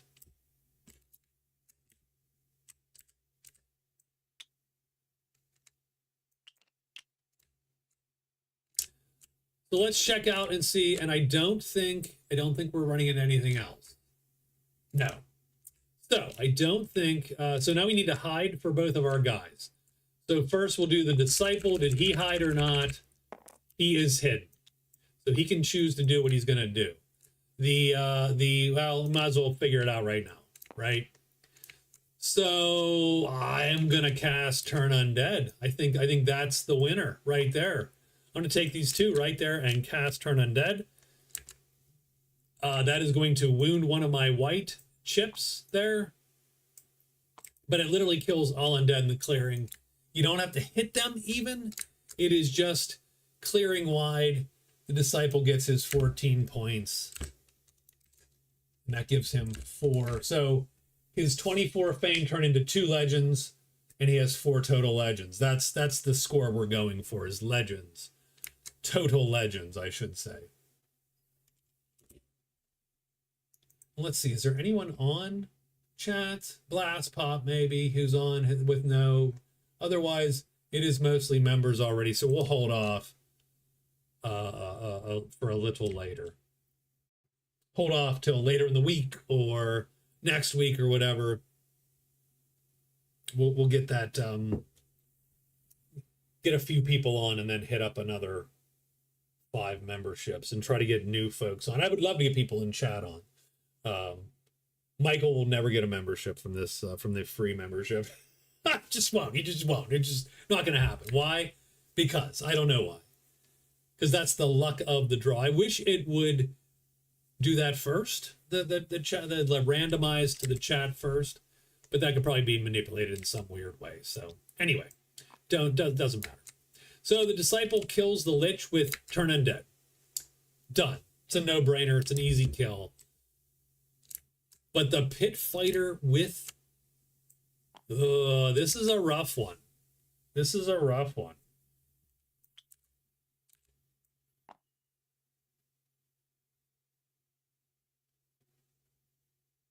I do love, I say this. I love the name Matron Malice. I love it. I love that name. It's so good. It is so good. Hey, what's up, Rob? Happy hump day. It's fine. It's fine.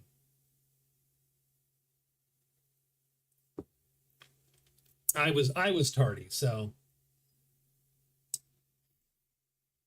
getting ready for a trip to PA on Friday. Oh, very nice. Very nice. So here's how this fight goes.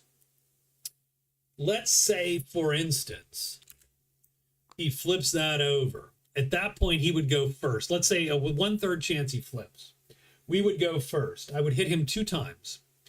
The first time I would do, a point of damage, because remember, in Dragons Down, you either kill the creature or you do a single health point to it. There's no in between. A wizard is never early or late. That's true. He arrives just when he intended to. So the first hit would do 1 point, bring him down to 3. The second hit would do the second point and bring him to 2. So that would be the first round. He would hit us. He would smash our leather armor and do a point of damage. And then we would kill him. If he flips on this side, then he's going to teleport us away. Done. Like, that is literally how that's going to go. Not if he flips, if he doesn't flip. So, yeah. Now, having said that, if he stays on this side, we can just try to wail on him. Like, so for instance, if we played like this, then we could just try to hit him while he's on this side. I'll tell you why, because I don't have a lot of money and I do not trust the internet most of the time. I mean, don't get me wrong. There's probably, how many subscribers that aren't members is probably over 800. So your chances are 1 in 800, let's say. Let's just pretend. So it's 1 minus 1 in 800 to the 5th power. Okay, that's still not a great chance. So I will give statistics that much. I just sort of wish, I almost wish that it would pay attention to who's in chat how often, and then go, you know what, we're gonna give that guy 30 draws instead, right? A little bit better chance, because why not do people in chat, kind of, right? Who are in chat a lot. Especially for channels as tiny as mine. You know, why not focus on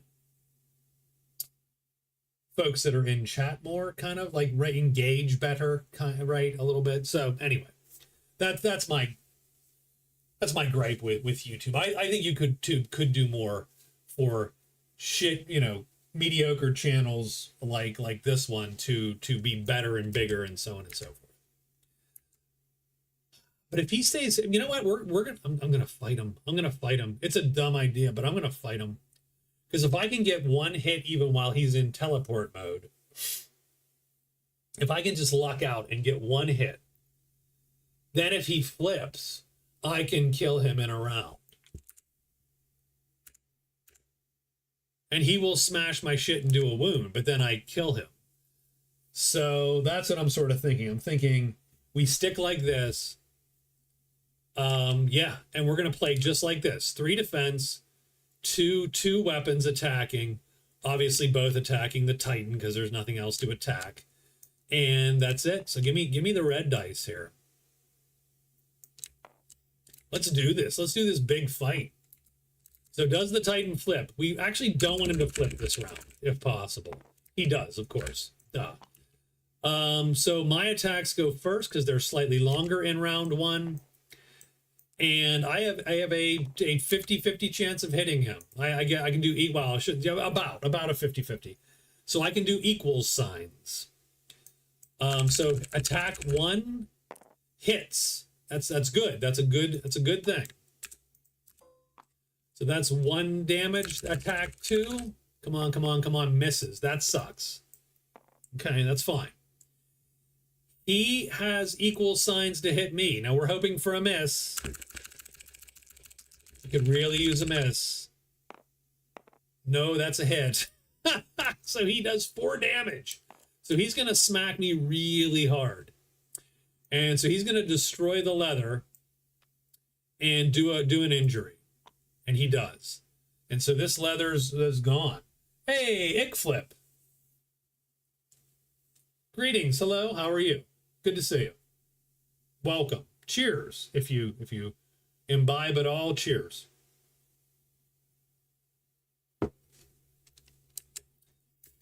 So we did not want to take that hit, actually. If we could have not taken the hit, we would have wanted to not take that hit.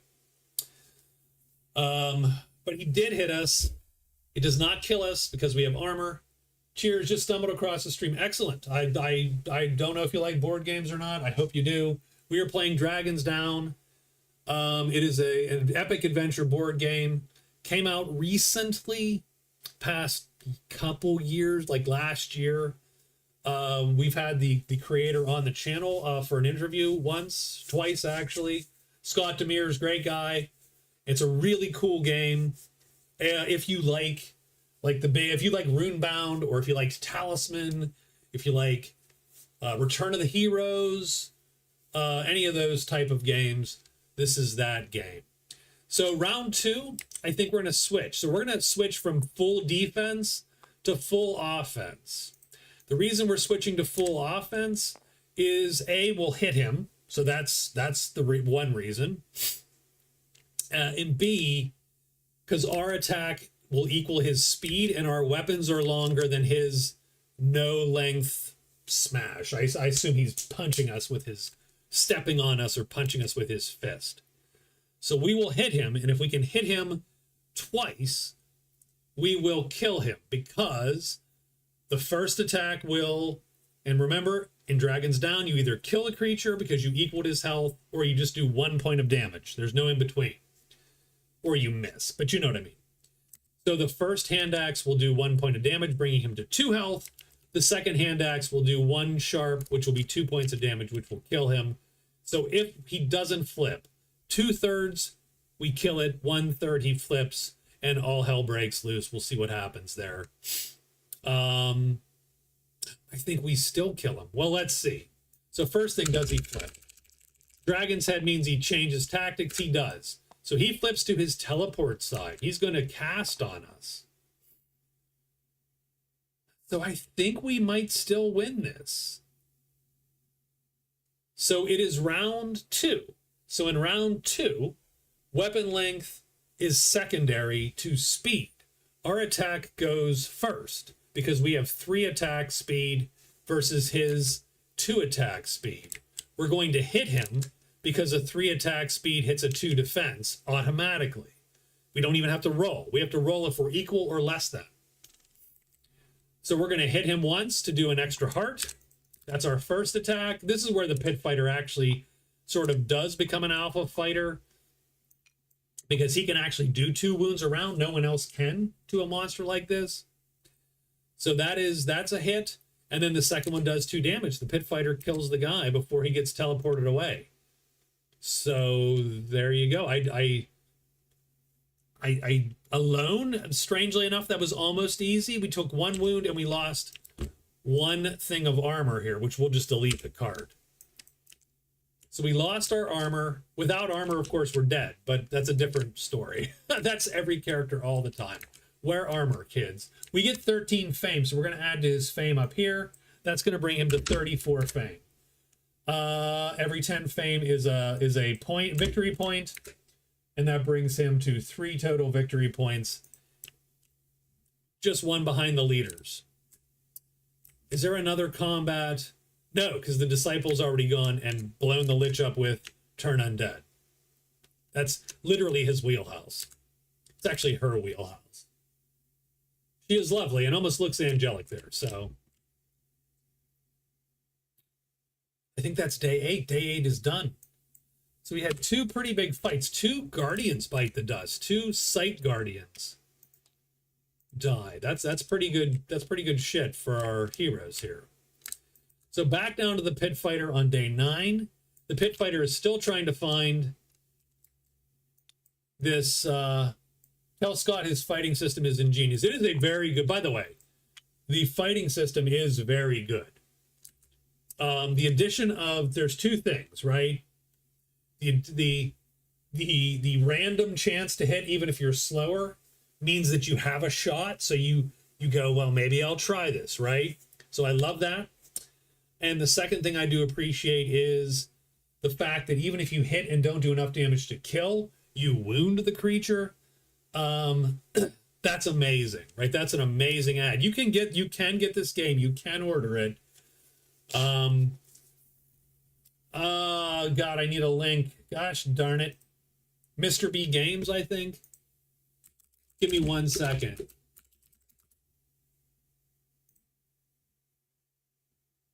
Give me a second. Give me a second. Hold on. Bam. There you go. I do not know how much it costs, by the way. 129 bucks. You get a pretty, it's a pretty hefty box with a lot of shit in it, even the base game. So it's definitely worth that for the size of game that you get, kind of. The other thing I do appreciate is, to be honest, the use of chips. The use of chips instead of miniatures, because the miniatures would have upped the cost probably 2 times, if not 3 times. To at least.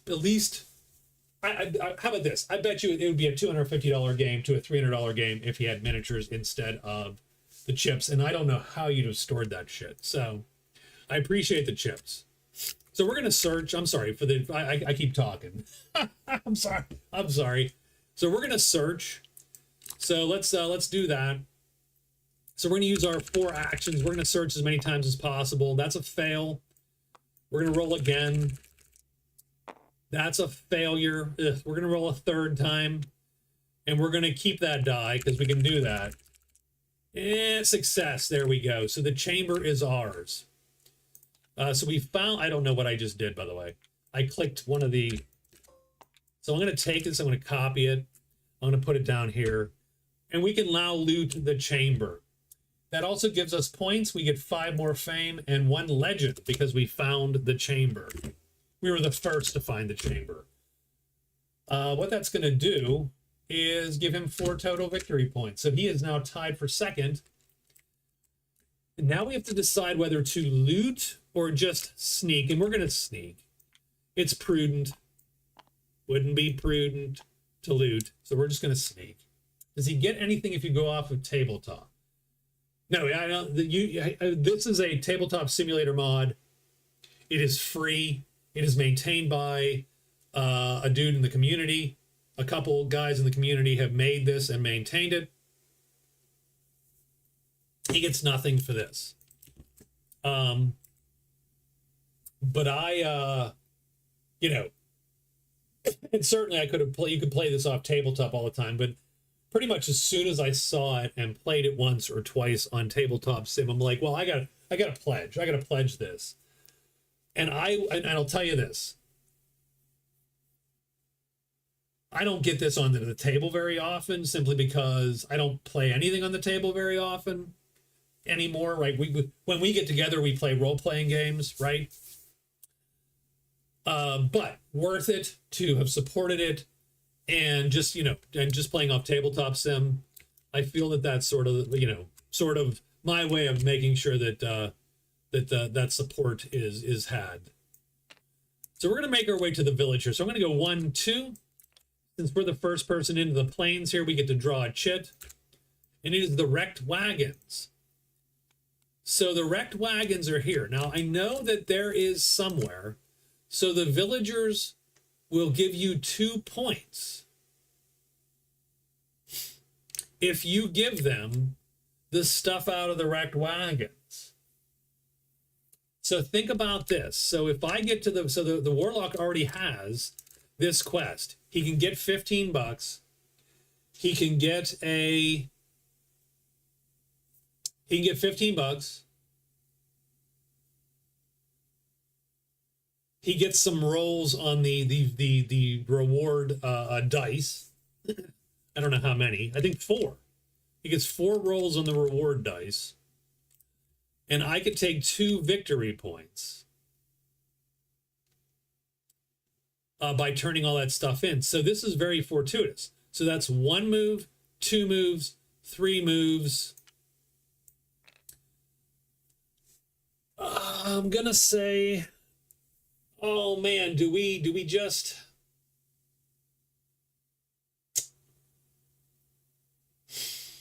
Does it still be? It still, you know what? It still behooves us to sneak. It still behooves us to be a little bit wary and careful, even though we can turn into a giant dragon. Let's just hold off. It's now the disciples' turn.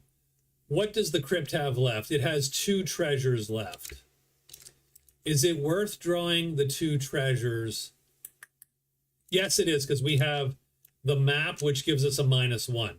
So we're going to sneak for free because we have the symbol of stealth. And we're going to roll 4 loots, subtracting 1 from the dice. We got this. That's a 4. That's a fail. We need a 2 or a 1. That's a 4. That's a fail. That's 2 rolls. That's a 3. That's a fail. That's 3 rolls. 4th roll, we get the 2. Done. There we go. We get the 2nd card.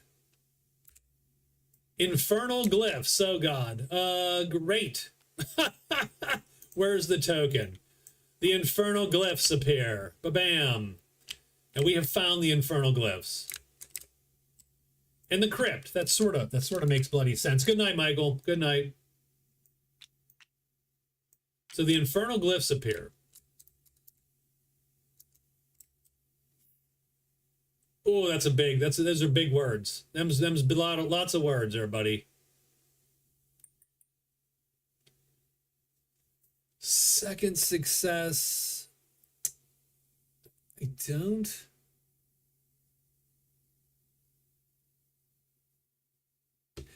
So what is the final thing? Both of the black and gray cube, when a success is rolled, draw 3 cards from the top of the spell deck and look at them. The player may select any one and learn it, earning the reward for learning a spell. You must be able to learn the selected spell. So the infernal glyphs have a chance to curse you. 2 curse dice.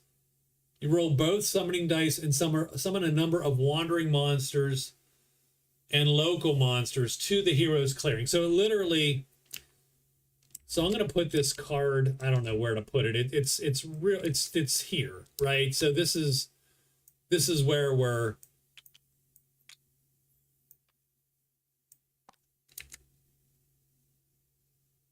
that's a lot. That's too much on the thing. We're just gonna put that right here for now. So pretty much you get a spell if you succeed twice, but if you roll curses, you get cursed. That sucks. And if you roll double curse, you draw every freaking monster in the universe there. I think we are done. I don't even think we're going to look at that infernal glyphs. I think we are done there a little bit, and we're just going to take the money and run, as it were. Does anyone want a deep treasure? So the villagers want the treasures from that one spot. These guys want the Abyss Tarn. Those words are pretty infernal. How you doing, Loarn? I don't know why, but your last part of your name reminds me of Chillicothe. I had a friend who lived in my hometown for a while. We were friends all through high school, and then he moved to Chillicothe, Ohio. And I went to visit him a couple times, and the only thing I remember is the smell of the paper mill. Like, that was what, and so your Chilcote 98, 95 there just reminds me of Chillicothe, and that smell, that sort of weird, sharp, chemically smell of the paper mill. I don't know why. That's a dumb story, but I told you anyway. Pay 40 gold after finding the Abyss Tarn or wreck, and you can be the plunder finder, the booty finder. I want to be the booty finder. Or the doubloon finder. Yeah, whatever. I found booty. I'm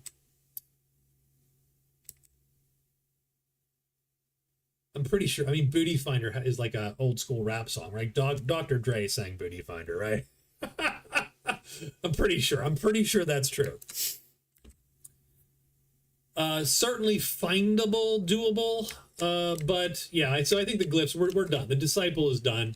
I think that's the end of the day too, right? We found the chamber for the pit fighter. The warlock moved in. Saw, yes, done. So we are rolling monsters now.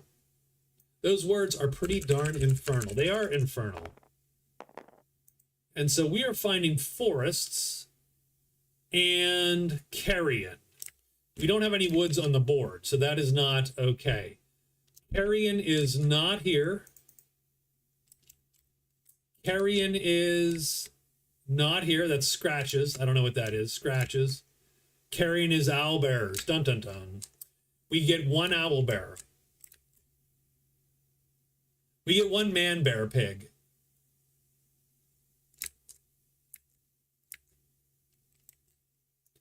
And not to be a jerk, but Al Gore was sort of correct though, right? Like it was an acidy chemically smell. It was a very sharp.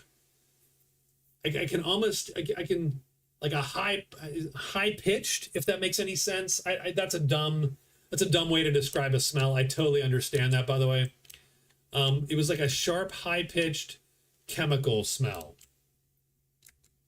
Not quite ammonia-y, but gave me sort of that vibe. So we do get an owlbear, and I think that's the only monster that appears today.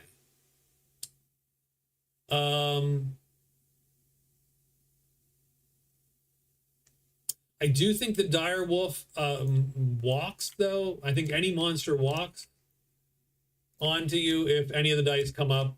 And so we're going to have possibly two fights. I think the pit fighter is going to kill the dire wolf for sure.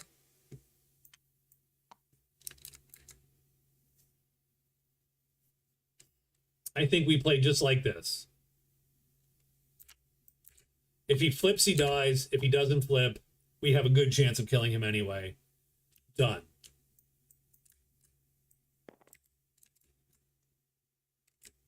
If you flip, it's that line from whatchamacall, from Heavy Metal. You die, she dies, everybody dies. Sounds reasonable to me. Do you flip? You don't flip. So our speed matches the speed of the dire wolf, the defense speed. Our weapons are longer, round one, so we go first.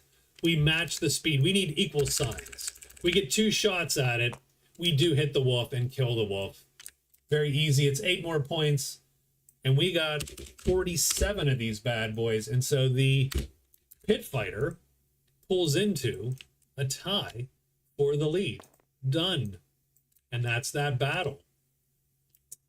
And the owlbear menaces.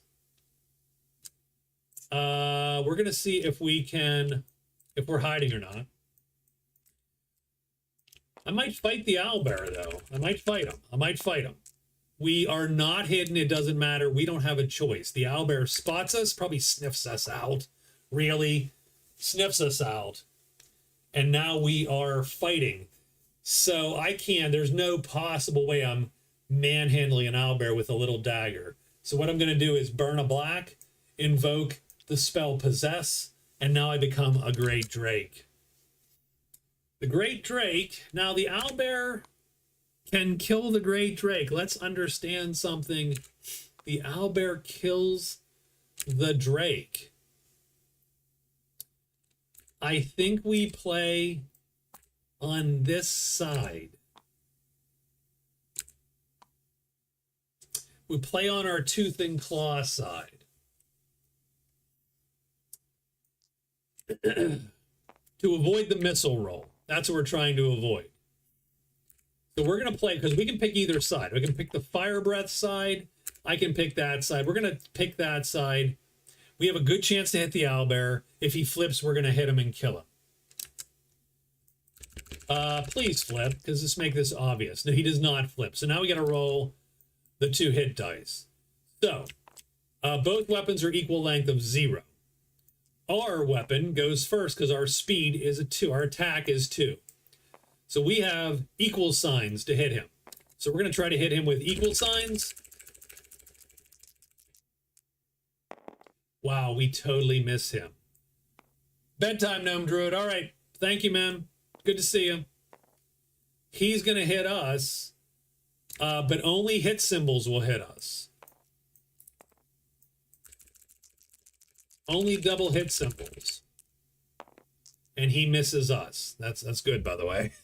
If he hits us, we're in dire straits. Round two. Round two. Yep, we're going to do same thing. If he flips, he dies. He does not flip. We have a decent chance to hit him. Equal signs. We miss him because you take the worst die. He gets to shoot at us now with his big claws and big old beak. And he rolls, oh my God, he rolls the hit. Oh shit, that is bad. He does 3 points of damage, which only does a wound. But if he hits us again, he's going to kill us. That sucks quite a bit. Round three, and combat doesn't end. Round three. He doesn't flip. Now keep in mind, the equal symbols are 44% chance, so we've missed 2 times with a 4/9 chance, and we missed a 3rd time. The Warlock could die right here with a double hit symbol. He misses. That's good. If there's 2 rounds go and nothing gets hit and nothing gets done, combat stalemates. I'll take a stalemate or I'll take a kill. One or the other. Let's do this. He does not flip. It's our turn to attack. We're going to hit him this time, I swear to you. Nope, we miss. Does he hit us? No, he misses. 2 rounds go by, a stalemate occurs. Done.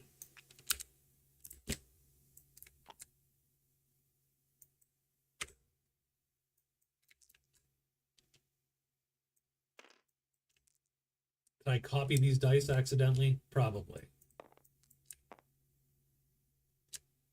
So that was dicier than it felt it should have been. that was a little dicier than it should have been. That combat should have gone our way. We essentially had to miss 6 rounds in a row. Is that true? Did we really miss? I think we missed 5 rounds in a row, right? No. 4 rounds in a row. I'm going to keep going down. So we missed a 4/9 chance 4 times in a row. So 44%, 56% chance to miss. Take that to the 4th power. And that's something like probably 1/16 chance. In addition, if he flips any of those times, he dies. So there's a 1/3 chance to flip every time. So the chance that we missed him that many times was 2/3 times 2/3 times 2/3 times 2/3 times about 1/2 times 1/2 times 1/2 times 1/2. Jesus Lord. So it's 1/3 to the 4th power is 3, 9, 27. What's 27 times 3? Just under 90, 81. 1 in 80. So that combat going like that was a 1 in 81%, a 1 in 81 chance.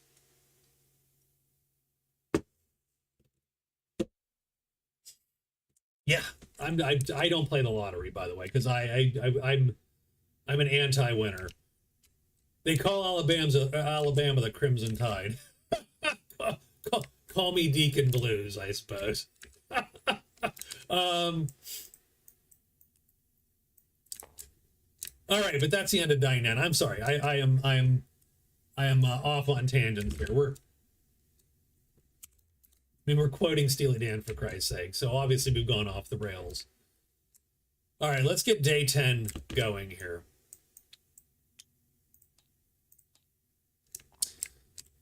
So the Warlock is first.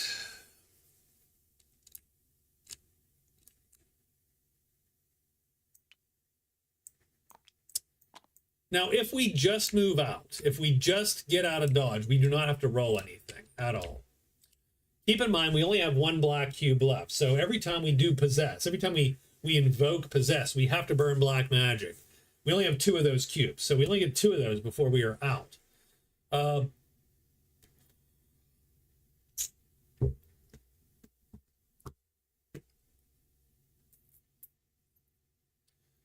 What do we think the chance is that we get the stuff from the wagons?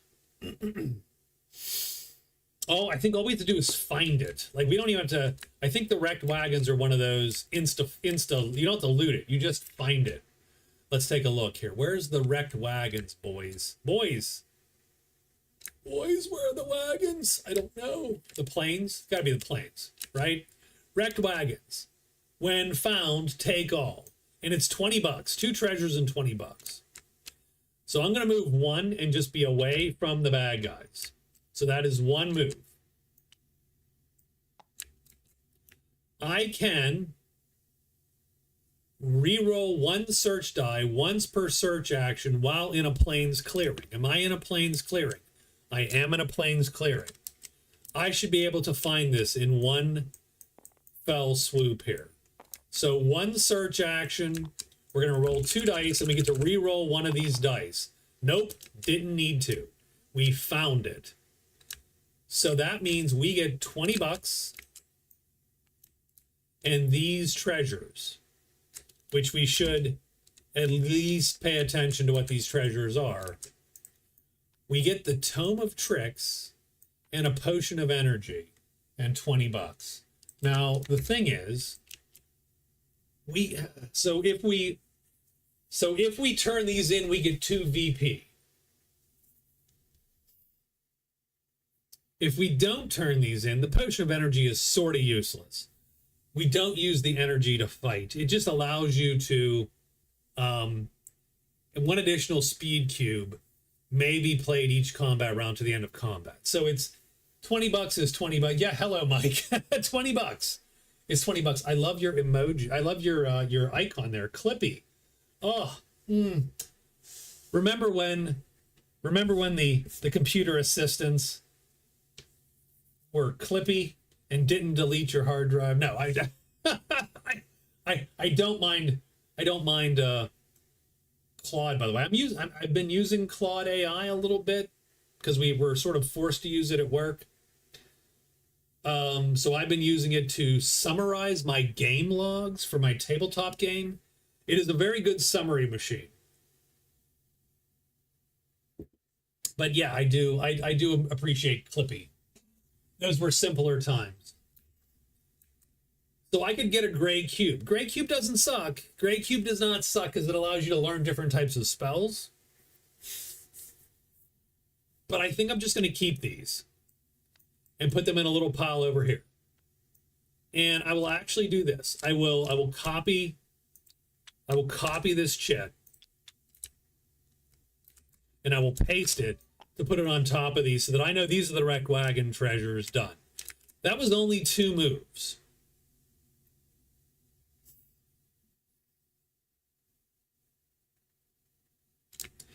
So I tell you what I'm going to do. I am going to invoke black. That causes this spell to fire. I become the Great Drake. The Great Drake has the ability to fly. The invoking black does not cost me any of my 4 moves. So I use 2 moves, 1 to search and 1 to get down here. I will use the next move to fly and the final move to fly. I'm one of these guys. We have to roll to see where we land because you have to land randomly. It's really a D4, but we'll just roll a D6. Re-roll 5s and 6s, which I'm going to now roll like 6 times in a row. 2. We did not roll it 6 times in a row. Instead, we land directly on the village. Done. And that goes away, and my day is over. But we totally, bam, we just instant moved over there, which is super powerful. It's the Pit Fighter's turn. Pit Fighter has a chamber to loot, folks. We got to loot a chamber. What is the chamber's got in it? It has 7 treasures in it. Damn straight. We're gonna probably hide. We're probably gonna sneak once and loot 3 times. But let's see what the loots look like here today. We get the 5th card. Okay. 5th card comes out. It is the Talaria of the Gladiator. One brown speed. So it's a free speed cube in a speed box. That doesn't suck for him, by the way. So it essentially means that one of these is auto-filled. No whammies, yeah. Okay, so does anyone else remember? Because some of you are old. I know that some of you are old. I know this. And I know some of you are as old as I am. By the way, that's one loot. Let's keep that in our heads, please. Does anyone remember? Because I remember this sort of vividly because my mom was in the hospital and we were watching that in the hospital. When she was staying in the hospital and we're watching the stupid TV with the clicky, back then it had the goofy clicker thing, and your nurse's thing was on that same, because it was all like a mechanical goofiness. Does anyone remember the dude that memorized the frickin' pattern for Press Your Luck? He memorized the light pattern and won like some god-awful amount of money because he knew how to not get the whammies. He knew how the board was laid out, and he memorized the light patterns from watching the show. And he got like $200,000 or some like stupid amount of money before they cut him off effectively.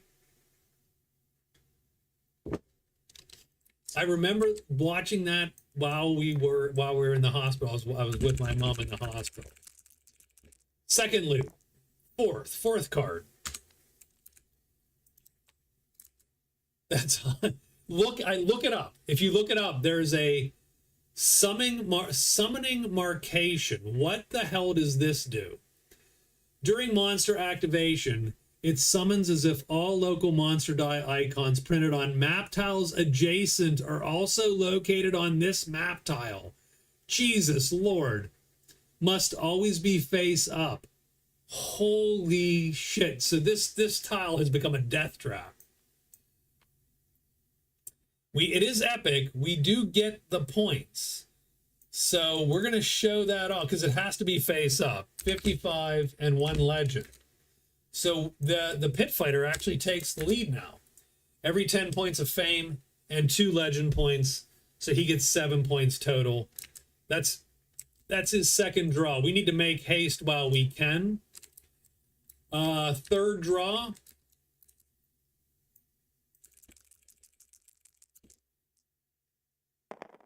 Fourth card. Drop it near the Warlock. No freaking kidding. Why is there a spell in there? I have no... because there's...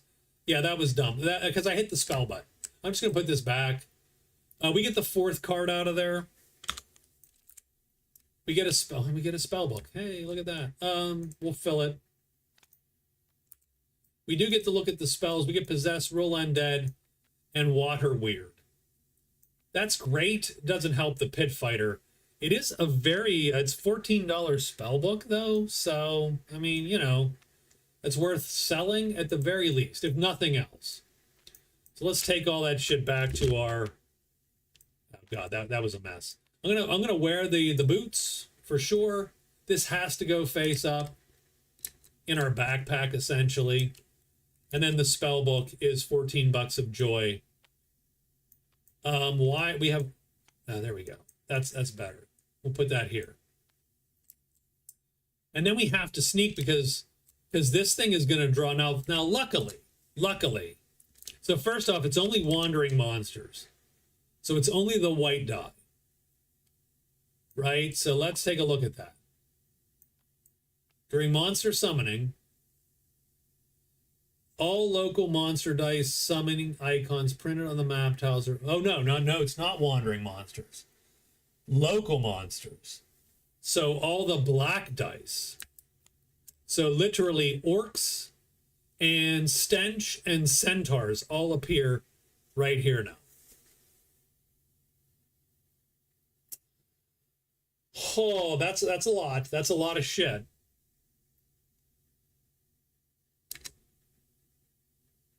That's like a 50-50 chance of getting monsters on this tile now. Now that could be great. That could super suck a little bit. I would feel better if we had a little more armor and a little better armor. And I'd feel better. I mean, well,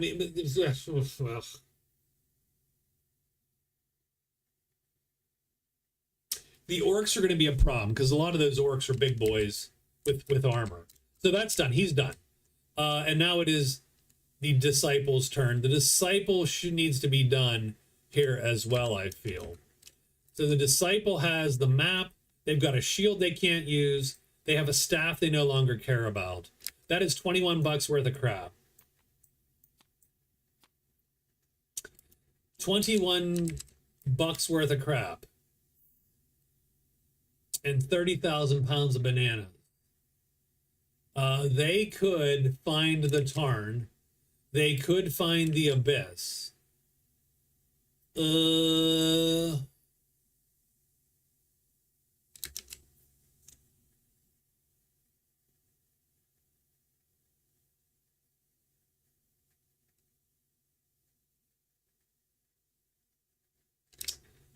I think so. I'm going to see. I just want to see the example of moving on the river. There's the example moving on the river.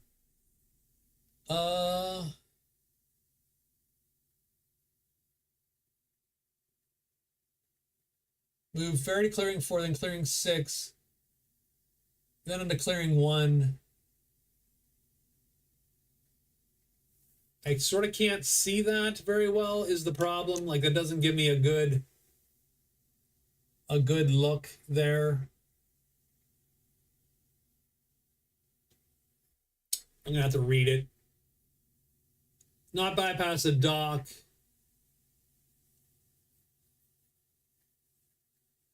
No, so you can, okay, so there you go. So he can go, so the disciple can go 1, 2, so they can move to here for a cost of 2 in 1 move. That's what we're gonna do. We're gonna spend $2 and get ferried out to here. That's 1 move, 2 moves, 3 moves.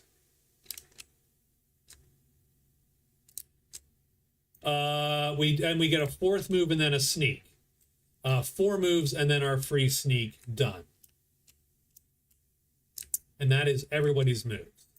Now we're gonna roll the magic dice. We have to be specifically careful with our guy here. So we get mountains.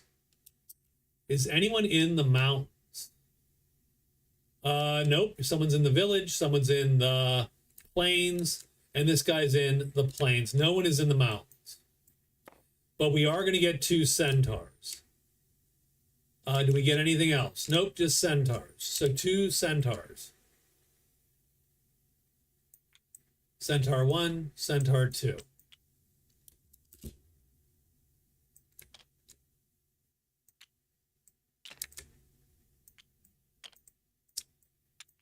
We definitely have to check that one out. The thing is, he can kill a centaur. He can kill a centaur. Okay. Are we hidden? First thing is first. Are we hidden or are we not hidden? That determines. If we're not hidden, we have to fight no matter what. If we are hidden, we get to choose. We do get to choose. Let's look at this very closely. Remember, we can take 1 hit because of our helmet. But we also have a wound already. So, their attack speed of 0, pretty good. Remember, our defense speed is 1 by default because of the boots that we just found. That's good. Our attack speed could be 3 and either equal them, or we would hit them, auto hit them. Oh man, that's a good fight. That's a good fight for him. He would attack both of them because his pit fighter allows him. I just knocked my mic. I apologize. How's the audio, by the way, Rob? Or anyone else for that matter. I'm always paranoid about my audio because, you know, occasionally I've had way in the past, far in the past. I swear to you, I've had videos where, you know, my mic was cracking or whatever. and I didn't catch it because I do very little editing because I'm lazy. So yeah, anyway. So this is a really good fight for the pit fighter with, thank you, with this weapon and his boots. It's a really good fight. So we're going to take this fight. So we step out and we're going to attack both of these guys. So we're going to target both of them. And I'm not going to pull the things. I'm just going to literally show you by doing this. This means I'm attacking the leftmost guy. This means I'm attacking both dudes. And only the pit fighter can do this. So I am going to take these because I might need these. And we are going to take these because we will indeed need these 2 dice. So let's see how this goes. So what we're hoping for is we're hoping they both flip. If they both flip, we kill them both in one shot. Yeah, that's pretty unique, actually, right? So let's hope for double dragons here. 1 dragon. So this guy's going to flip. So round 1, weapon length goes first. We're going to hit this guy and kill him. So he is dead. Second attack goes against this guy. We do not auto hit him. We do get equals, though. We are equal signs. So we have the 44% chance to hit. Let's do it. Let's do this. No, we missed. Okay. He now has a chance to hit us. He needs double hit symbols because he is going 0 to 1. Because remember, our defense is actually 1, and he misses us. Done. That's round 1. Round 2, we're going to play exactly the same way. We're hoping for a flip. No flip. We get to go. We get the 44% chance to hit. Equal signs. And we hit and we kill the centaur. Done. We get 18 more fame. And that brings us to 73. 73 fame plus 2 legend points is 9 points. And our pit fighter, really off the power of his his ambidexterity, is running away with it a little bit here. I don't think anybody else has a fight right now. So let's get to day 11. I just closed. What the hell happened? I just accidentally closed my my scoreboard. Jesus. Hold on a second.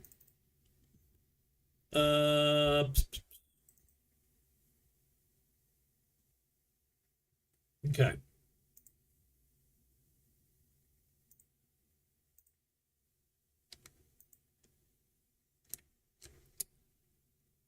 So day 11, we're going to put these back in there. End turn, new turn. Done and done. It's the Warlock's turn next. He has 3 more treasures in the chamber.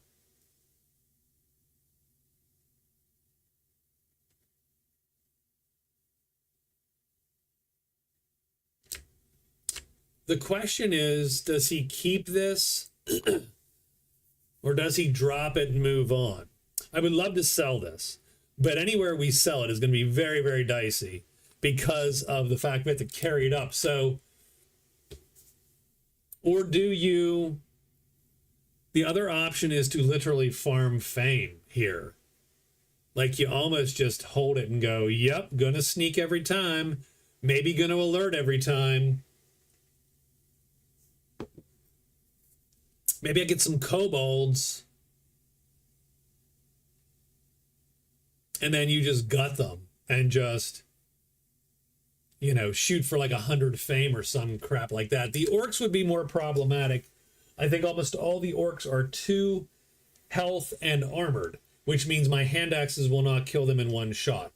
Orcs would be a bad fight. Centaurs are a great fight, as you just saw.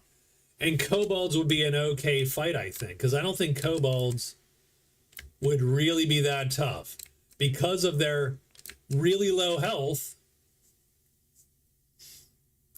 Now they have a decent, like they decent dodge, but if they flip, they're dead. Again, we're back to that. And so 2/3 of the time, you're just sitting there gutting 2 kobolds around. I wouldn't say 2/3 of the time, but you know what I mean. There's a high chance that you would kill a kobold until he gets bum rushed. Yeah, right. until it's 6 or some garbage, or until it's all the orcs. That's really the dangerous thing. The dangerous thing is all the orcs show up. If all the orcs show up, then that's a different fight. And the reason for that is, again, the armor on the orcs makes that a hard fight.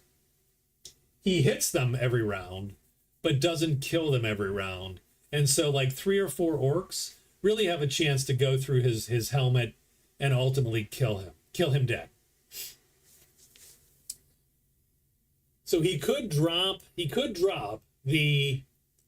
just drop the thing and run and sell the book. His spell book is worth $14, and that would get him to 20 some bucks, and he could buy some armor probably for that. $27 is great. I would love to keep that, but I am concerned about him drawing the orcs. I'd rather him not do that.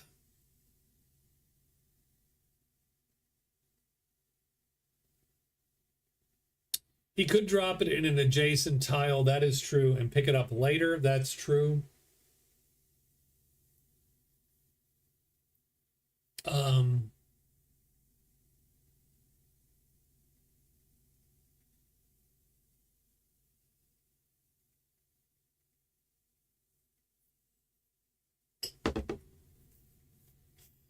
So I think here's what he's going to do this turn. We're gonna press our luck a tiny bit, right?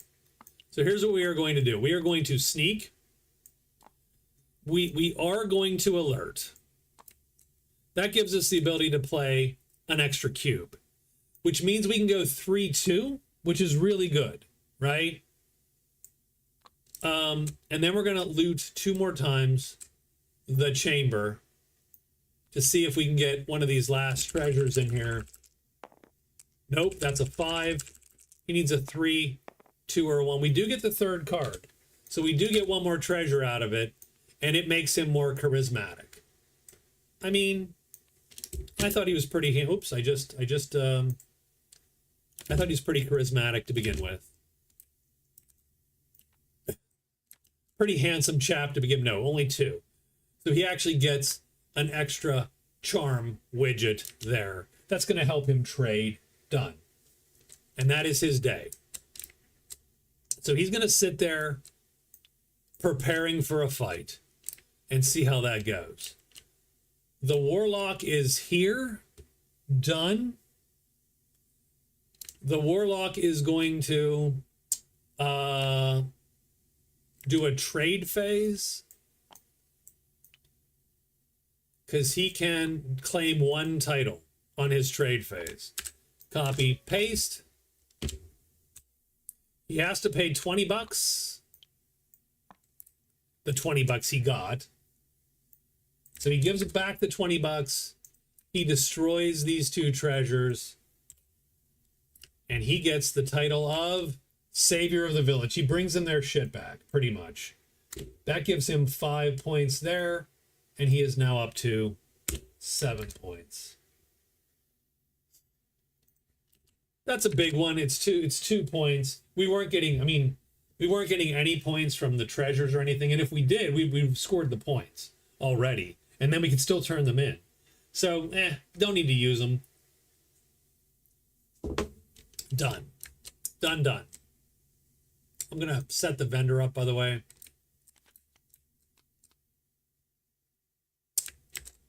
Second thing, done. We can trade again to complete this mission. Complete this mission at the villagers. You get 15 gold. That gives him 43 gold. And he then gets a roll. He doesn't get any fame or any legend points by default, but he does get a roll on the reward dice. and he gets 4 dice.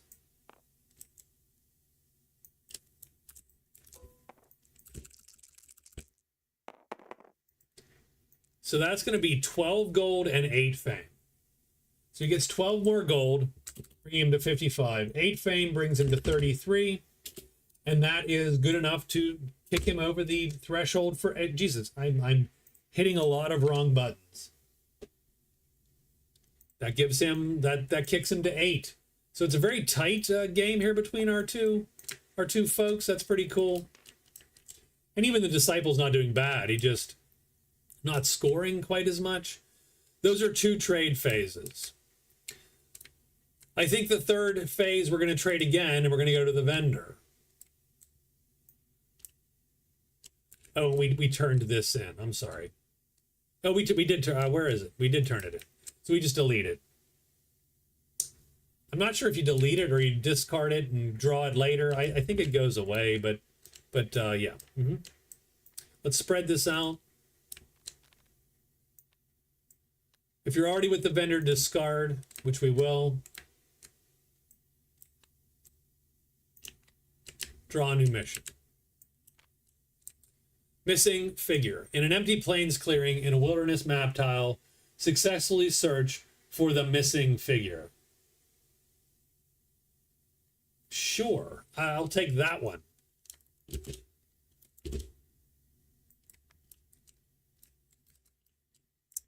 Now let's look through all the bits here. So first thing is first. We do enchant. I realize you're probably the best player in this game on YouTube. Does anyone else play this game on YouTube? That's hilarious. You know. First thing is first. So we do get a black. So first, I do hate doing this, but we're going to unlock this, flip it. I don't think it makes much difference, but we did flip that.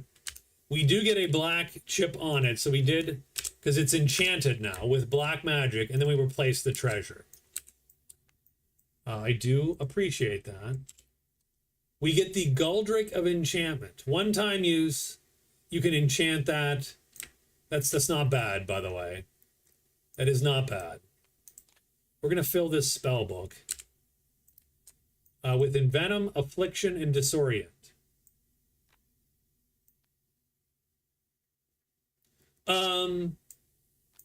Yeah, I actually did not know. I know. I mean, almost no one's playing Magic Realm, so I do joke that I am the best Magic Realm player on YouTube. Because there's no one playing Magic Realm right now. Like, there are Magic Realm videos. A lot of them are tutorials. But very few people are actually playing it, like, live or whatever. Yeah, I didn't know who was playing Dragons Down. I actually should go watch some Dragons Down. That'd be pretty cool. We do put another mission in, but we technically shouldn't see that mission. That's fine. Do I want to buy a spell? Ah, geez. So the spell book would be worth effectively another 1 in 5 if we learned Affliction. So that might be worth buying. It's only $7, and we can sell it back for 6.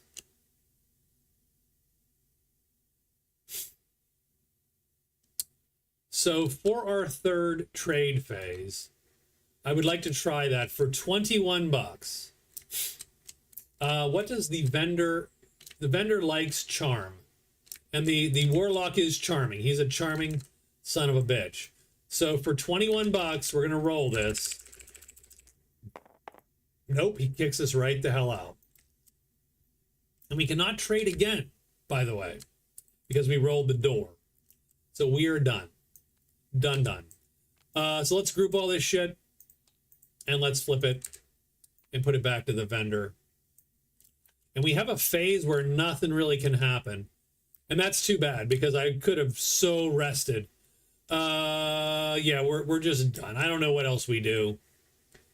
I don't think there is anything else really to do. So we'll sneak. Done. Okay. Can we trade anymore? Ooh. I do want to at least check that.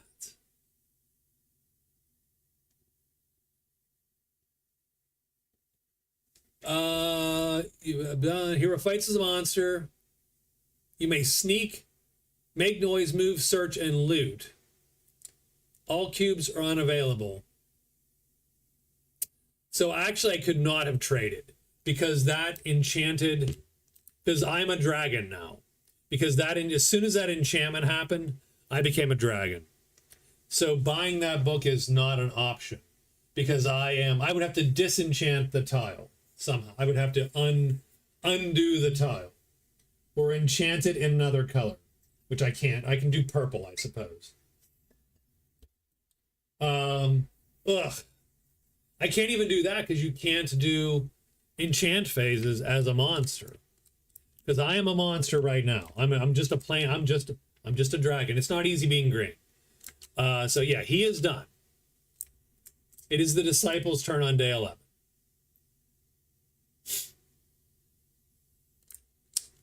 Do I want to sell or do I want to just continue on? Do I think it's worth selling or do I get 21 bucks. I do have 24 bucks. I get 21 bucks. I don't know if there's anything I want to buy here at the Medina, and it's going to take a couple more days. So I think I want to just go 1, 2.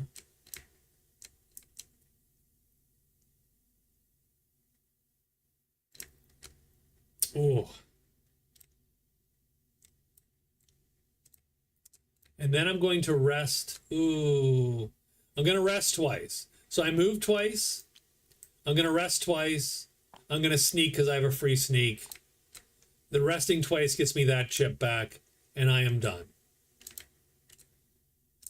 And that is everybody.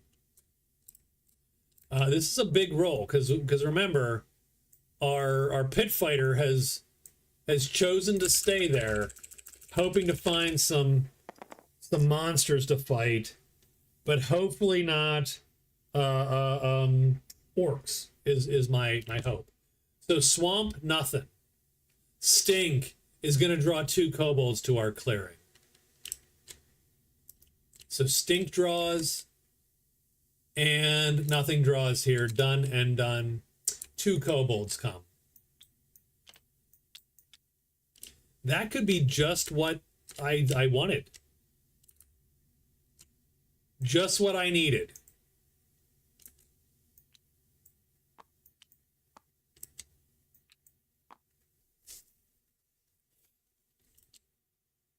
Remember, we're alerted. So we are alerted. So we essentially get that, and we add 1 because of the boots. So we are a 3-2. 3 attack, 2 defense. 2 rest for 1 cube. Yes, the first cube is nothing. The first rest is nothing. The second rest gets you 1 cube. The third rest gets you 2 cubes, and so on. The fourth rest gets you 3 cubes back.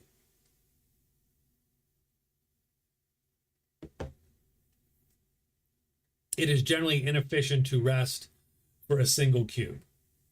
But we're going to need one because ending our day here wounds us a cube.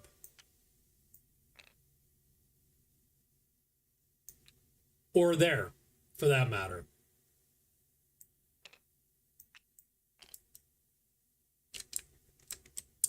So we're going to fight each kobold, 1 attack per. We have a really good thing going here. And we're not even going to worry about hiding because we are going to step out and fight these dudes. So kobolds unite. Okay, let's get this done. Do the kobolds flip or not? They do not flip, either of them. Our attacks are longer. They go first. We are equal to the kobolds, so we have equal sign hit chances. First guy is missed. Second guy, come on, give me something, is also missed. Well, that sort of sucks, really. Because now they're gonna start banging on us if we don't get lucky. First kobold attacks back and hits us, and the second kobold is going to attack. Hold on. We need a miss, and misses. That's good. Second kobold is going to hit the iron helm. It's not going to hurt the helm, and we are going to take some damage here, and we're going to take a heart. We're playing exactly the same, though, and we're going to hope for the best. One of them flips. So our attack is first, he dies. Done. Our attack is still ahead of his attack. We do have to roll equal symbols. We miss. He attacks us back, and he needs double. Nope, and he misses. There you go. Round 3. We're looking for him to flip. He doesn't flip. God damn it. We're looking for equal signs. We missed. He hits us. Starting to get dicier, by the way.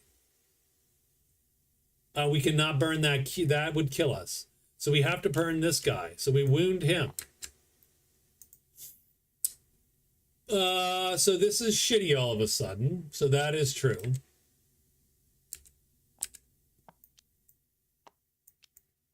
I suppose we play like this, although that's really bad.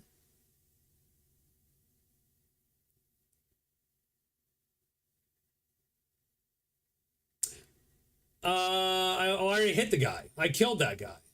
Oh, you mean this last round? Oh, you know what? I really do have 2 attacks. You're right. So before he kills me, I do get one more shot, right? Because yes, this round would be 2 attacks on that one guy. And that would hit and kill him. Thank you, Rob. I missed that.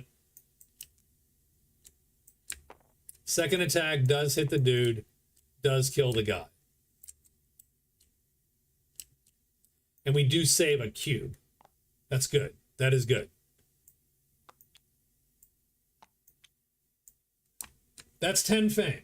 Drinking was involved. Drinking is often involved. That's 10 more fame, and that puts him on the 10-point train right there. And he has quite the trophy list. Like the pit fighter has absolutely, for a dude that has 1 sharp damage, like his damage is so bad. But he can do it twice, and that weirdly makes up for it. So that's an interesting dynamic there. I think that's the end of our day, though.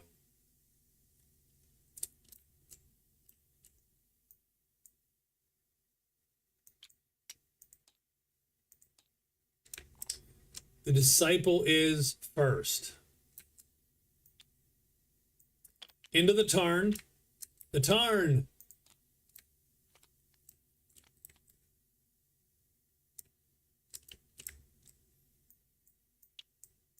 So we did do a move.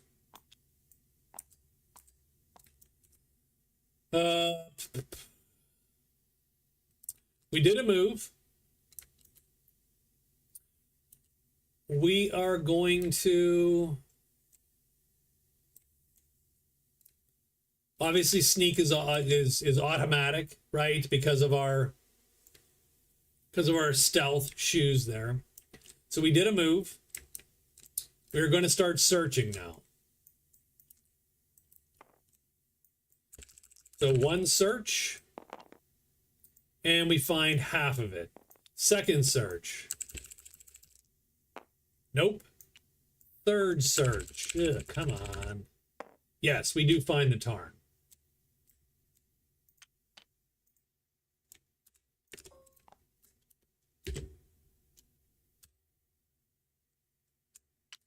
That gives us a 1 in 5. So that gives us 29 fame and 3 legend points, which only brings us to 5.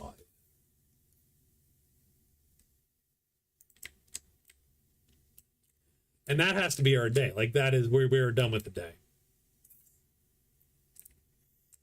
The Warlock. So now I can't. So I could not take this. I couldn't take this quest, frankly. So I'm just going to discard it because I couldn't take it because I was, you know, as soon as I turn that card over, the tile flips and I become a dragon. The nice thing is I'm a dragon. So if I'm going to fly out of here, I can fly out of here.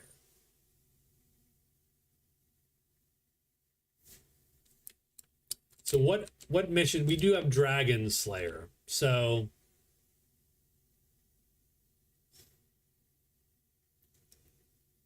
I could go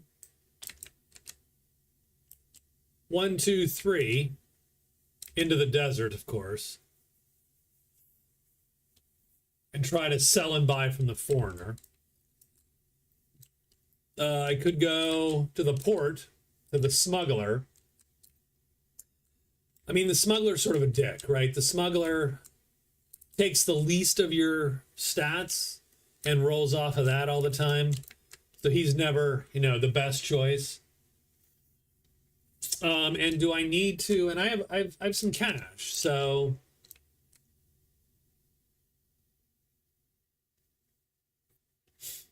I do have some cash to burn.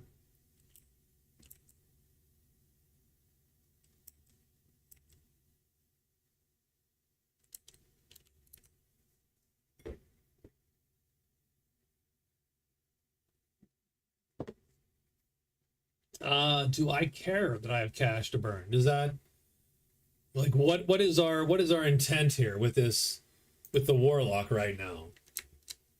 We do need to find a way to catch up.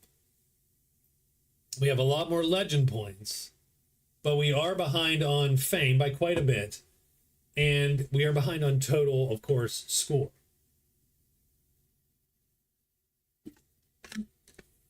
So what are we looking to do?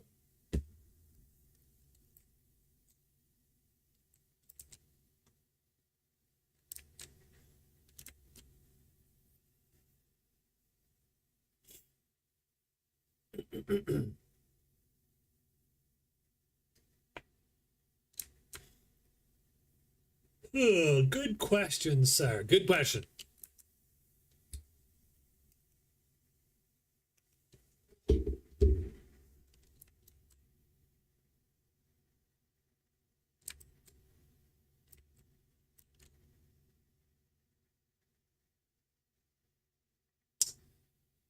I'm going to go 1, 2, and then we're going to land.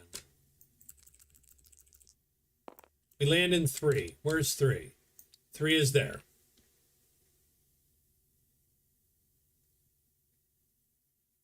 So that is the 4th move done.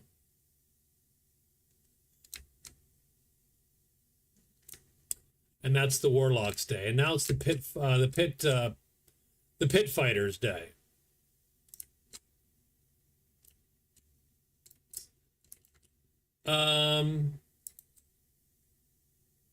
No, you don't die in the water or anything. You can essentially just move either 1 to a dock, or you can, or you have to ferry. You have to pay, essentially. So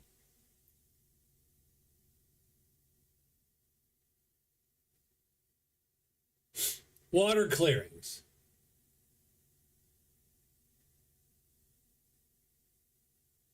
You may not move in water without a ferry. So I landed in the water, and I moved to this dock. Effectively, that was I think my theoretical move there. I could not move up or down the river without a ferry by paying money. Largely, you'd just be paying money. So I think our guy here does want to rest. Like, I do think that's the case. I think we're going to spend 3, and we're just going to rest these 2. Oh, dragons can swim, damn it. By flying, thank you.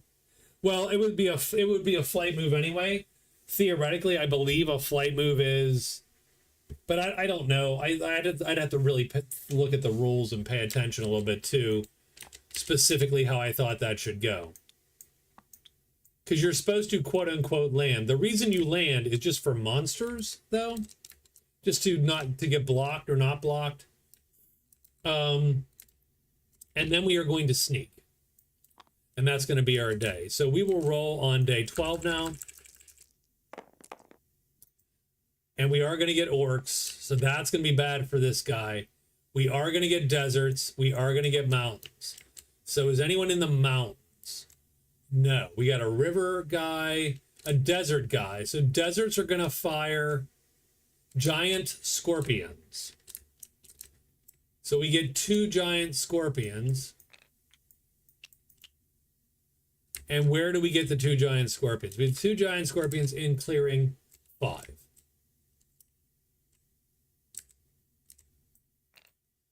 The other thing is, too, to keep in mind, Rob, we are playing wandering monsters, which is an easier variant that doesn't pull all the monsters on your clearing every time. Because that's sort of what would otherwise happen. Every time you drew monsters, they would come to you. We get 5 orcs on us. The black dice pull to you. The white dice pull to the wherever they pull. And so that's a much gentler version of the game. So 1, 2, 3, 4, and 5 incoming.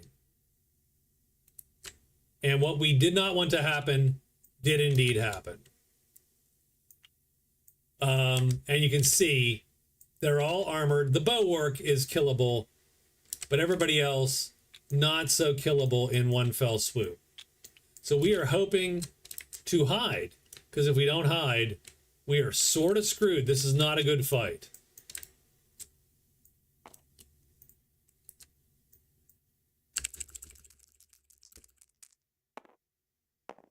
We do hide, and we will remain hidden, thank you.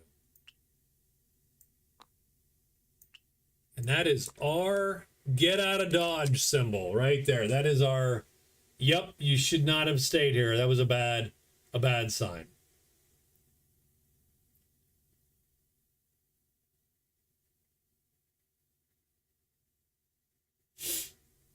So definitely a little bit of a rough haul there.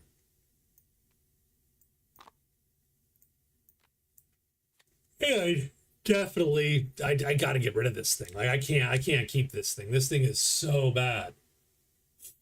As soon as you move into, say, the flatlands, now all of a sudden it's not a 50% chance. It's a 1, 2, 3, 4, 2/3 chance to draw those monsters every single time. So yeah, we are going to get out of dodge here, I think. Does anyone else have anything they need to do? No, not yet.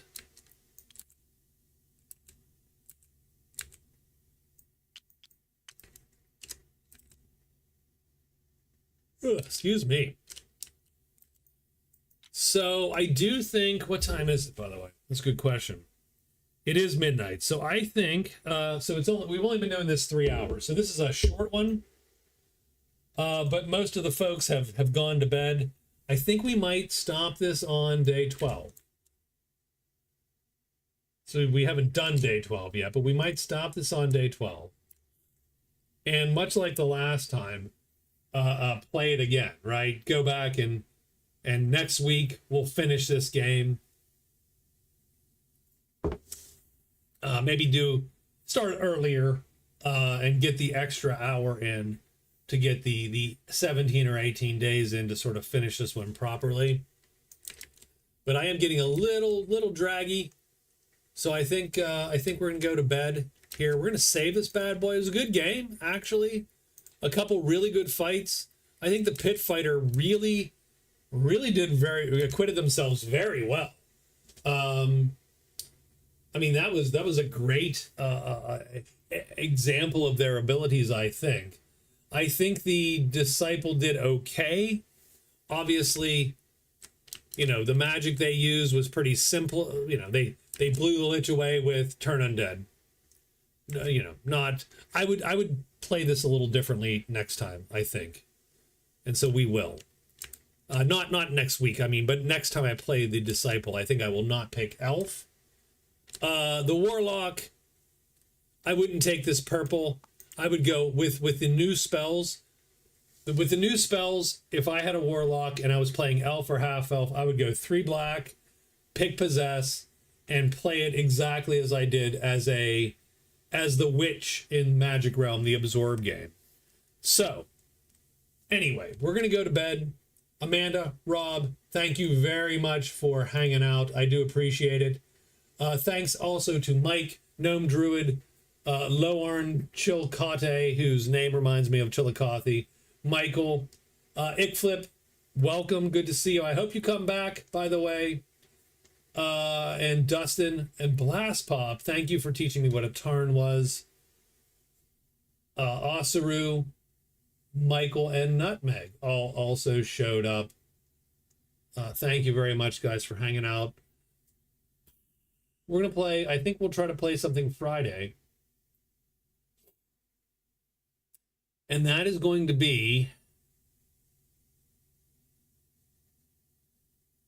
some random game. Don't know what it's going to be. It's not going to be Crimson Desert. We are going to play. I wish I had a Birthright.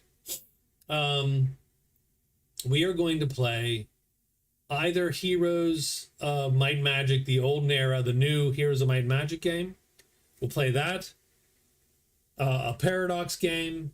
We're going to play something other than the Bethesda slash the Bethesda or board game. We'll play a random game on Friday and see how that goes. So thanks a lot, guys. I will talk to you later. Have a good rest of your week. And this has been Dragons Down, Eastern Reaches. Very good game by our Pit Fighter and our Warlock. And a decent game by the Disciple. Let's see how this thing ends next week. Thank you very much, and I'll talk to you later. Good night, guys.